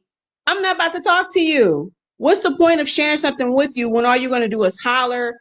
You're going to minimize my idea and try to shut me down. There's no point of talking to you. So I'd rather be around people that I can share things with, where they're not going to cut me off and mid conversation and be like, ho, ho, ho, because that's how he talk. You're not, he sound like Santa Claus, ho, ho, ho. He'd be like, ho, ho, ho, like that or whatever, because he wants me to stop in the middle of me conversating just so he can get his point across, or it's just so I can just shut up. No, I'm not doing that. Now, when I left, now check this out, Lonnie. When I left, now he still wants to be with me. No, no, no, no. When I wanted to conversate with you, when I was giving you ideas to elevate you and us, you didn't want to listen to me. Yeah. I knew it was possible the whole time. You just didn't believe it. So yeah, going about your business. I don't have time for that. Yeah, wishy-washy belief. That's what I told my husband. I was like, you can't in one breath say that you believe in me, and then the second breath saying that everybody else trying to do what you're doing failed, so you're gonna fail too. Do you believe What? it? Well, that's not what he said, but when he said, I see other people doing it and they're not Yeah. having success, that makes it hard for me to believe that you're gonna have success. First of all, You just said, I everybody believe in you. everybody ain't meant to be successful. Some people are shady, so they're not going to get success. Some people, you know, are going through a transition, where it may take some time. You know what I'm saying? Yeah. Like I'm still going through a transition. I didn't get it at first either. And then the guy that I was with was like, "Oh, you're losing out here." No, I'm not losing. I'm just transitioning, and it's okay. It's going to get better, and it did once I left him. Yeah. So, Okay. so I'm I listening. believe that you're probably building your tribe, whatever, and that takes time. You don't want everybody, coming onto your bandwagon. You know. Yeah. I have to send my daughter some money, but I got to use the computer because I'm on the Oh. phone. But I'm listening. Oh I no, so while you're doing that, I was gonna read the comments. So she said they believe, but only so much. I know, right? They be wanting microwave results. They want to see stuff happen within the same hour the next day. And she said facts, and that's part of marriage. I still have to hold space for him. I read when you said that you have to have grace for your husband. Tell me about it. You would think that you were God. As much as grace that you give these men. But they don't give you the same grace. They wouldn't dare. Yeah, we give a lot of grace. We have to give a lot of grace. But look, I have compassion. Look, I did Yeah. not see the baby mama, baby daddy drama. Period. It was the man's fault until I married a man that has baby mama drama, and I became compassionate because I was like, Mm-hmm. yo, this is what you're dealing with. Okay, I get it. Because at the time, I was just, hold on, I'm trying to transfer money and talk at the same Okay. time. All right, I'm done. She also said something about her boutique. She says my husband feels the same way about my boutique. I'm sorry. I went there also. She says, laugh out loud. You are right. I have give a lot of grace. I have the capacity to do to do so sometimes. Yeah, you have. I always go back. Sorry, I was eating a meatball. I was hungry, and there was a meatball to eat. Thank you. Okay, so I didn't understand the man's plight. Look, I'm pro woman. My husband calls me Yeah. a man hater, so I'm pro woman. But I didn't understand the male perspective until I got with a good man. And Mm-hmm. I got with the good man, and I saw what he was experiencing from his Baby ex, mama. from his baby mama. Boom. Mm-hmm. And I was like, damn, okay, I understand that there's good men out here and there's bad women. Just because we have a vagina doesn't mean that we're right, and it doesn't mean that we're good, and we need to stand in sisterhood with each Exactly. other. We need to check each other. You know what I'm saying? Yeah. And then, hello, ladies, Trinity, hey, Carby, but then on this relationship side, our men are problems. But I was like, Yeah. okay, how come these men are problems? Because most of them were allowed to be raised by the streets. Hey, Yeah. you know what I'm Yeah. saying? We put so much time and energy into our daughters. We put so much time and energy into our adolescent girls. We put so much time and energy into our young women. Develop, develop, develop, develop. We put a football and a video game control in our sons' hands, and we tell them to take the trash out, and that's it. And I then know, right? we have these men who want to sit and watch sports, play video games, and my only responsibility is to take the trash out because we raise our sons that way. So I understand that our men are a problem. And I understand that us as women deal with a lot of shit. Look, I went 36 years until I found a decent human being. Get out. I went 36 years before I found a decent human being. And I You don't know, want anyone to encounter one of my children and be like, they're one of the ones. I want right. somebody to encounter my children and be like, I got me one. You know what I'm saying? I hear a lot of sisters, mothers, whoever say that either their brothers were allowed to have like a longer curfew than they were, and they were allowed to go over girls' house and have sex and all that. And their mother would say, well, I don't have to worry about him bringing any babies home. But if he get the girl pregnant, she got to bring the baby home to her mama's house. What sense does that make? So I want to know how many men out there regret basically following their mother's word and hanging out and, growing up before their time and getting into trouble. And it was a lot. I'm pretty sure they thought that, oh, if I just allow my son to go out, he's becoming a man. No, I thought that was just the wrong way to go about it. Yes. And so at least he doesn't have to bring a baby home. That is so heartbreaking because that means that even the mother, who is probably a single mother, is okay with her Exactly. son going out and making another single mother. Like, that's just Yeah, asinine to me. That you are exactly. struggling, but you are setting your son up to replicate the exact same trauma that you're experiencing. That's Yeah, asinine to me. yeah. And That then you got mothers, like if something happened to their son, they'd be like, oh, he was a good boy. He was a good boy. Like, was he really? You're just saying that. But really, was he a good boy? Like, or a good guy? But yeah, I think that's awful for you just to allow your son just to hang out as long as he wants to cuss, bring girls home or either be over the girl's house. I think that's terrible. That's not a good way to allow your son to come into manhood. No, it's not. And what is manhood, especially when there's no man around to teach them? You know what I'm saying? Exactly. I think that Exactly. we need to be focused on the character. We need to be focused on the ethics. And honestly, the same energy we put into our girls, we got to put into our boys. We have to sit and have conversations with them just like we have with our girls. Why? Because we want to teach our girls how to hold conversations. We need to teach our boys how to hold conversations. We want our Yes. girls to have, to take accountability. We need to teach our boys how to take accountability. Exactly. We just leave our boys out there. Historically, we have just left our boys out there, and we have literally left them to be raised by the streets. And you And know that's what? why It's we have like a problem. I had did a video on it's like each one teach one. So I know women feel like oh, well, I am a good woman, but you could be enabling that man or whatever, right? I feel like if you're not helping him grow or elevate, I feel like you are holding him back. And with that being said, like whatever you allow him to do in your relationship, if he abused you, talks to you any kind of way, disrespectful, et cetera, et cetera. And if you don't check that, he's going to do that in the next relationship. That's why I say each one teach one, you know. So I know Yeah. some people feel like it's not going to affect other women, but it will eventually. It could affect your daughter that's watching you. It could affect another household that he's probably going to go to if it doesn't work out between you two. So it does affect us all. Yeah.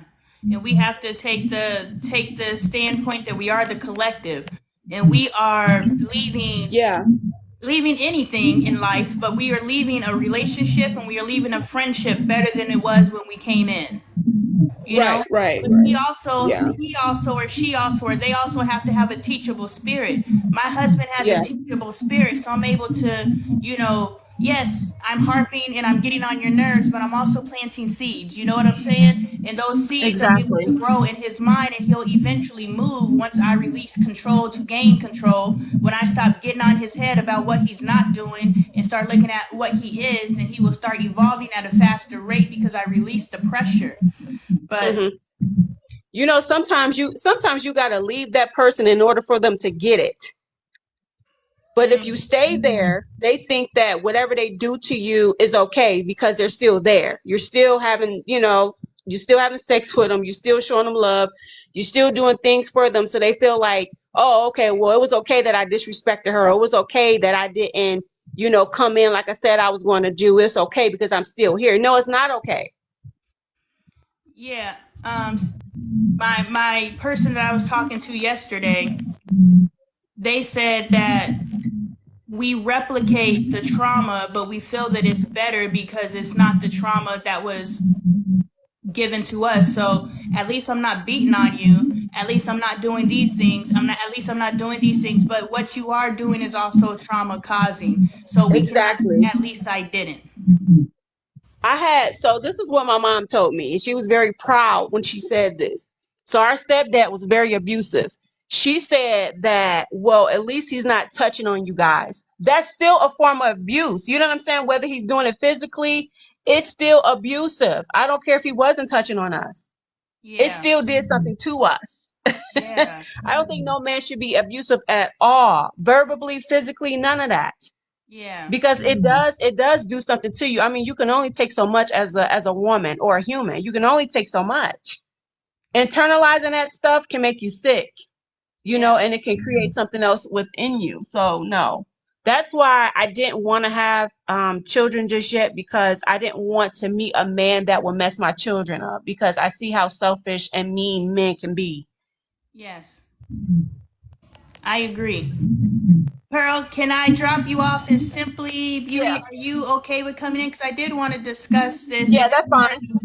Carby, I want to bring you in on your topic, but Simply Beauty, are you okay with talking about being in survival mode? Because I'm curious what you're talking about there. Because someone said to me that I'm in survival mode in my relationship, and I was like, do tell. So I'm curious about their thoughts. Let's see. All right, Pearl, go and drop off then. I think that I invited you in Simply Beauty. There you go. So yeah. Hello. Hey, babe, how are you? Good. Can you hear me? Yes, I can hear you. Okay, good. So, what I'm thinking with survival mode is kind of what my family's been on my entire life, just trying to make it day to day, not thinking that I can be manifesting and I could be creating my own. Oh, sorry. You already know I know Uh, kids in the background. yeah, my 4-year-old. Yes. She just turned 4. I adopted her about a year ago now, just over a year now. Congratulations. Thank you. Yeah, that's what I've been on before I had my spiritual awakening. I was definitely in survival mode. I was just trying to make it to each day. I thought each day that my husband and I stayed together and didn't separate or didn't have a big fight was surviving. That's all I was doing, was just surviving and surviving the marriage. I wasn't thinking, well, what do I want for the future of our marriage? Like, do I want us to, how do we want to retire? What's that going to look like? Like, what's going to happen when our kids graduate high school? What's that going to look like? Like, those kind of things I wasn't even thinking about. Never considered it. But I So, got married when I was 17 oh, you were a and he was baby. 18. Yeah. So it's been like 24 years. No, 23 years now. My God. Yeah. Thank I was you. thinking you a baby. Y'all look so young in y'all's Oh, profile pictures. no. I'm like 24 years, sis. Yeah, no, I'm 41. Yeah. So how did you switch out of survival mode? Honestly, what happened is I got really comfortable in my job. I was there for about 5 years, and I always wanted to have my own business. But once I got comfortable with my job, I let that go. And then I got laid off. And I was planning to retire from there. Like, I never dreamed I wouldn't be working there. And then I got laid off. And that threw me for a loop. It threw me into a mental breakdown. Oh, Emby, careful. Yeah, it threw me into a whole mental breakdown, and where I was so depressed, I like laid in the bed, did nothing for what, about 2 months. And then I got a call from my auntie that said, your cousin had a baby. The state's going to take her unless there's somebody in the family willing to take her. So then I ended up with a 3-day-old baby. So I was like, okay, so I guess I need to get up and stand up. And that's when I started listening, and I got a lot of like, not self-help books, but like I listened to Gabrielle Union's book, We're Gonna Need More Wine, and Mm-hmm. like Taraji P. Henson, and then also a lot of spiritual books. And I just started listening to podcasts and things like that, and then that's how I started to wake up. And then I started noticing, like, you have to be honest with yourself. And that is so hard. Who knew that? I mean, I thought I was an honest person. Like, I really did. I really believed that I was an honest person until I was actively trying to be honest. And, like, being honest with myself, I was saying, yeah, like, I gave up. I gave up on my dream. I got comfortable. Like, I quit. Like, I did. So I decided, okay, well, I'm going to do what I said, because now I've got 3 girls and I need to show them that, there's more to life than just surviving. Amen. Yeah. And you took that same philosophy and applied it to your relationship as well, your marriage. Yes. Yes, I did. And then I started noticing, like, um, people that are very surface. I realized that my husband is that way, very surface. Like, everything is on the surface, nothing goes deeper than that. And then so I got real frustrated with him because of that, and it caused a lot of friction in between us. And then when I realized that, I felt so bad. I'm like, I'm so sorry, because he was probably like, what is happening? Because I just switched, like, my entire personality, my whole person switched on Mm-hmm. him. And I expected him to switch with me. That's Yeah, this book. yeah. That's this book. Is it? Okay, I'm gonna have Yeah. to read that one. She went through a spiritual evolution. It's Felicia Shivar. She went Oh, through okay. she went through what you went through and what I'm going through, and her husband was looking at her like, what in the world is going Really? on? Oh my gosh. That's Yeah. awesome. Yeah, so many people are on the surface. And then I even noticed, like, my mother and my father are that way. And so I was getting frustrated with them. And then I realized that what I need to do is, like you said, plant seeds and then let it go. That's all I can do. Like, I can't force them to see it my way. It's a good book. Yeah. Awesome. Yeah, because that's what I was struggling with, because my tendency to automatically go towards separation and divorce, and you just exist over there and I'll exist over here. I don't Yeah. like doing that. you know Yeah. I I don't did that like too. running into conflict and immediately like, well, fuck you, I do me. I don't want to do that, but I don't know how not to do it. Yeah. So really, yeah, you've got to change your perspective. You got to decide there is no separating. Like, that's not even an option. So if that option is off the table, then what does the So. conflict look like now? Now, what does the resolution look like? Does that make sense? Oh yeah, develop a new skill. I can't go to spanking my kids to get them to comply. Now I have to figure out another way to make them comply. I can't Right. threaten divorce because you made me Right. mad. So what else can I do? Right. And then you got to understand, why is this making me so upset? And Yeah. why is it making me want to go there? Like, of all places, I think that's like the final straw. That's the kill Oh yeah. shot. Like, why go straight to the kill shot? Well, yeah, well, because he told me my videos were stupid and I'm probably talking about something dumb anyway. And like that cut me to the core Well, because yeah. you Yeah, know, like you definitely. said Yeah, with I the can see boutique, that. you know. Yeah, yeah, the same. My husband, he thinks my boutique is just spending money. It's not making money, it's just costing money. And so whenever I talk about it, he rolls his eyes like he's not interested at all. And Yeah. not in the social media and what I'm doing on TikTok, not interested at all. But Until it I'm like, starts that's paying okay. off. Yeah, right? Yeah, exactly. Yeah, Okay, one see, second. Say that's hi. hello, beautiful. Say hi. How are Oh, now she gets you? all quiet. How Silly. are you? You good? Oh, good. She's going to sit down now. Okay. Yeah, sometimes you just got to acknowledge him. That's what I noticed with my 4-year-old. If I just acknowledge him, he'll go away. Then stop. Exactly. Yeah. Exactly. That's exactly what I have to do with her. Well, I She is appreciate a you spitfire. popping on. Is there anything Yeah. else? Is there anything else? Because I'm 40 minutes past my stop time, so Ooh, no, I'm good. I'm good. Thank you. I appreciate talking to you. no problem. Carby, are you still out there? Because if you're out there, I'll pop you on because she's been talking about, her husband doing bare minimum and, stop accepting bare minimum from your spouses. So I know she wanted to chime in when Pearl started talking about that, but I think Carby may have left by now. Oh, But I appreciate you, Simply yeah, I Blue. appreciate you too. Thank Bye you. bye.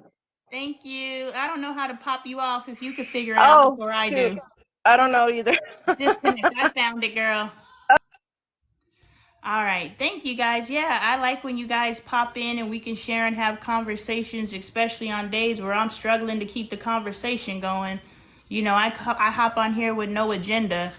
I just be talking. Like, I take notes, but then, like, I have all these pages of notes that I never ever get to because I just start talking. So I appreciate when you guys keep the conversation going in the thing.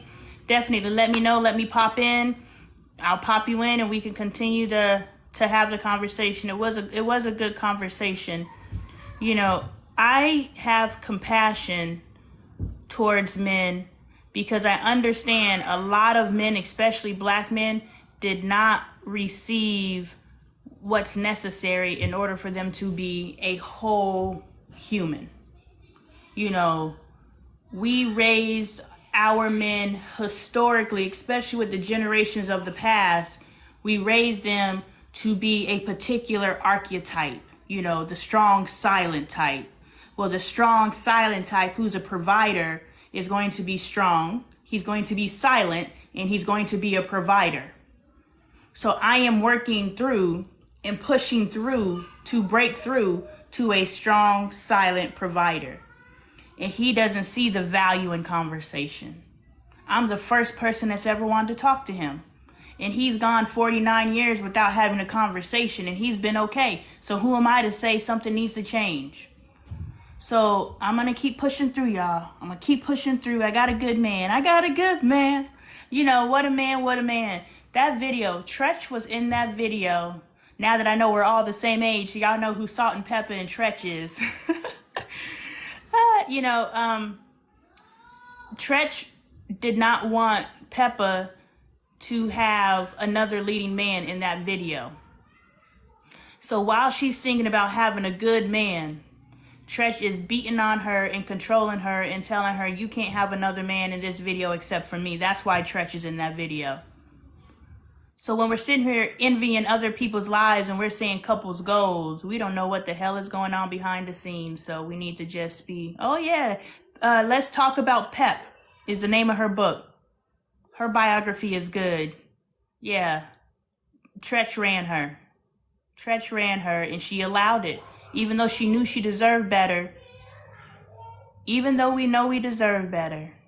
Even though we know we deserve better. Ain't that something? That's the way to end this thing. Let me see what y'all talking about. With that, I wonder, do they know that about themselves without emotion? I don't think that they do, because there's so many of us. Let's think about the group think, right? If there's so many men who are the strong, silent type who only talk about topical conversations, and the people who are asking them to talk are the women. Well, I don't want to talk and run my mouth like a woman. So for we're saying we need to talk, it's a female saying that. It's not another man. So another man is not validating their need to talk, especially when they go to another man and be like, man, my girl is trying to talk. Man, mine too. We don't do that shit. Let's talk about somebody's sports stats, you know? So when their peers start trying to have conversations, because we are now raising sons that like to have conversations and to be introspective and think about who they are. When their peers start trying to have meaningful conversations, they will either have to try to figure out how to have meaningful conversations, or they're going to have to disassociate. You know what I'm saying? But right now, men who like to speak are the minority. So they shut up too. They don't share that side of themselves. They sit there and just like, I can't wait to get home to talk to my wife because I can't talk to these motherfuckers. You know what I'm saying? So I have compassion for them, because I understand that a lot of points were missed with them. Now, that's why I say, know your worth. Have them standards up front. Have them standards up front. Don't even let them in. If you can't do these basic human things, human decent things, not lie, not cheat, not hit on me, not all the things, don't make me cry. If you can't do those things, you gotta go. I'm not even letting you in. I don't need companionship at the detriment of my mental space. At the detriment of my peace. I don't need you in my life. My mama chimed in and said she only wanted her son to live to 21. My God. I have heard so many men, and I've heard it rapped so many times in songs that say, you know, I'm not going to make it past 21. My husband didn't think that he was going to make it past 21 or 18. He grew up having shootouts. When he takes me back to his neighborhood, he's like, that's the phone pole that somebody shot at me, and the bullet hit the phone pole and just missed me. That's how my husband grew up. So I have to have compassion for that man, because that's how my husband grew up. My husband literally was raised by the streets. And the woman whose house he lived in, his grandmother, who was tasked with raising him because his mom was a heroin addict, and I'm not telling anybody's business. The videos are on As the Apple Turns on YouTube. His mom was a heroin addict. Mine was a crackhead. So, you know, we both grew up in homes that were ravaged by drugs, and we were raised by other people. His grandmother was hard as fuck. His grandmother was a G. My mama was a G. My mama was a pimp. You know what I'm saying? So we grew up under that energy, so we have to have compassion for each other. Not too many of us in our community, especially after the 80s, grew up under normal circumstances. So we are all messed up, and we are the generation that raised this generation that's coming up, and they're all lost. You know what I'm saying? So I have compassion for my husband, and I know how hard my husband could be because of where he came from. And I look at his peers, and I look at his best friends, and I see how they're struggling, how their wives are struggling. And I'm just like, my only problem is I can't talk to them. Yeah, I'm all right. And the fact that I can't talk to him isn't coming from a space of, man, you saying, you know, like Pearl was expressing, she's had people who actually told her to be quiet in an aggressive way. My husband just picks up his phone, and he's just like, here she go, you know. So there's a difference of, I'm not listening to you because my husband was talking to me. And while he was talking to me last night, I'm texting my emotional cheat partner.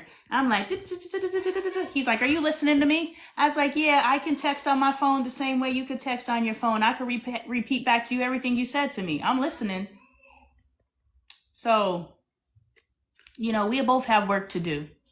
I think that he's a quality man. I think that he's a good catch. And I need to, as Simply Beauty, please shut my door. I need to, as Simply Beauty said, I need to get out of survival mode, and I need to take divorce off the table. I need to take separation off the table. Just because he says he doesn't believe in what I'm doing because he hasn't done what I've done. But the same thing is when his ex-wife said, look at your dad, he's playing with dolls because my husband enrolled in cosmetology school and he has the dolls where he has to do the hair. Look at your dad, he's playing with dolls. And that cut him to the core because he has identified something that he's passionate about and she shit on it. That's exactly what he did to me yesterday. He shit on what I'm passionate about. Man, that's not even the same. How do you know? How do you know how your words impact me? And when I'm telling you how your words impact me, you're telling me that they didn't impact you. They didn't impact me that way. Okay, you tell me how your words impacted me. Go ahead and tell me.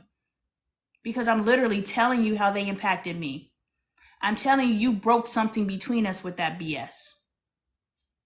And so it took him coming back for the 4th time for him to apologize, because his first apology was, I'm sorry because I told him it's the equivalent of when my sister called me trash. And when my sister called me trash, I no longer had a sister after that. Because she did not only call me trash, but she said, I'm going to put your things on the curb like the trash you are when we get back to the city. She rode down that mountain for 2 hours and on the same energy put my stuff on the curb like the trash that she believes I am. So the moment my sister called me trash and she treated me like trash, I no longer had a sister. And I told him, for you to say what I am pouring my life into is stupid and what I'm saying is probably dumb, that is the equivalent of my sister calling me trash. That is the equivalent of your ex-wife saying, look at your daddy's playing with dolls. You shitted on my dream. And we need to have this conversation instead of me just immediately shutting down and drawing lines in the sand. Thank you, Simply Beauty. I knew I stayed on here for 49 minutes longer than I did to get the answer. I got to take it off the table. Boutique was that bad? Was it that bad? We grew up in Denver, Colorado, but she believed it was because of her survival mode. Yeah, I grew up in Park Hill. Where did you grow up?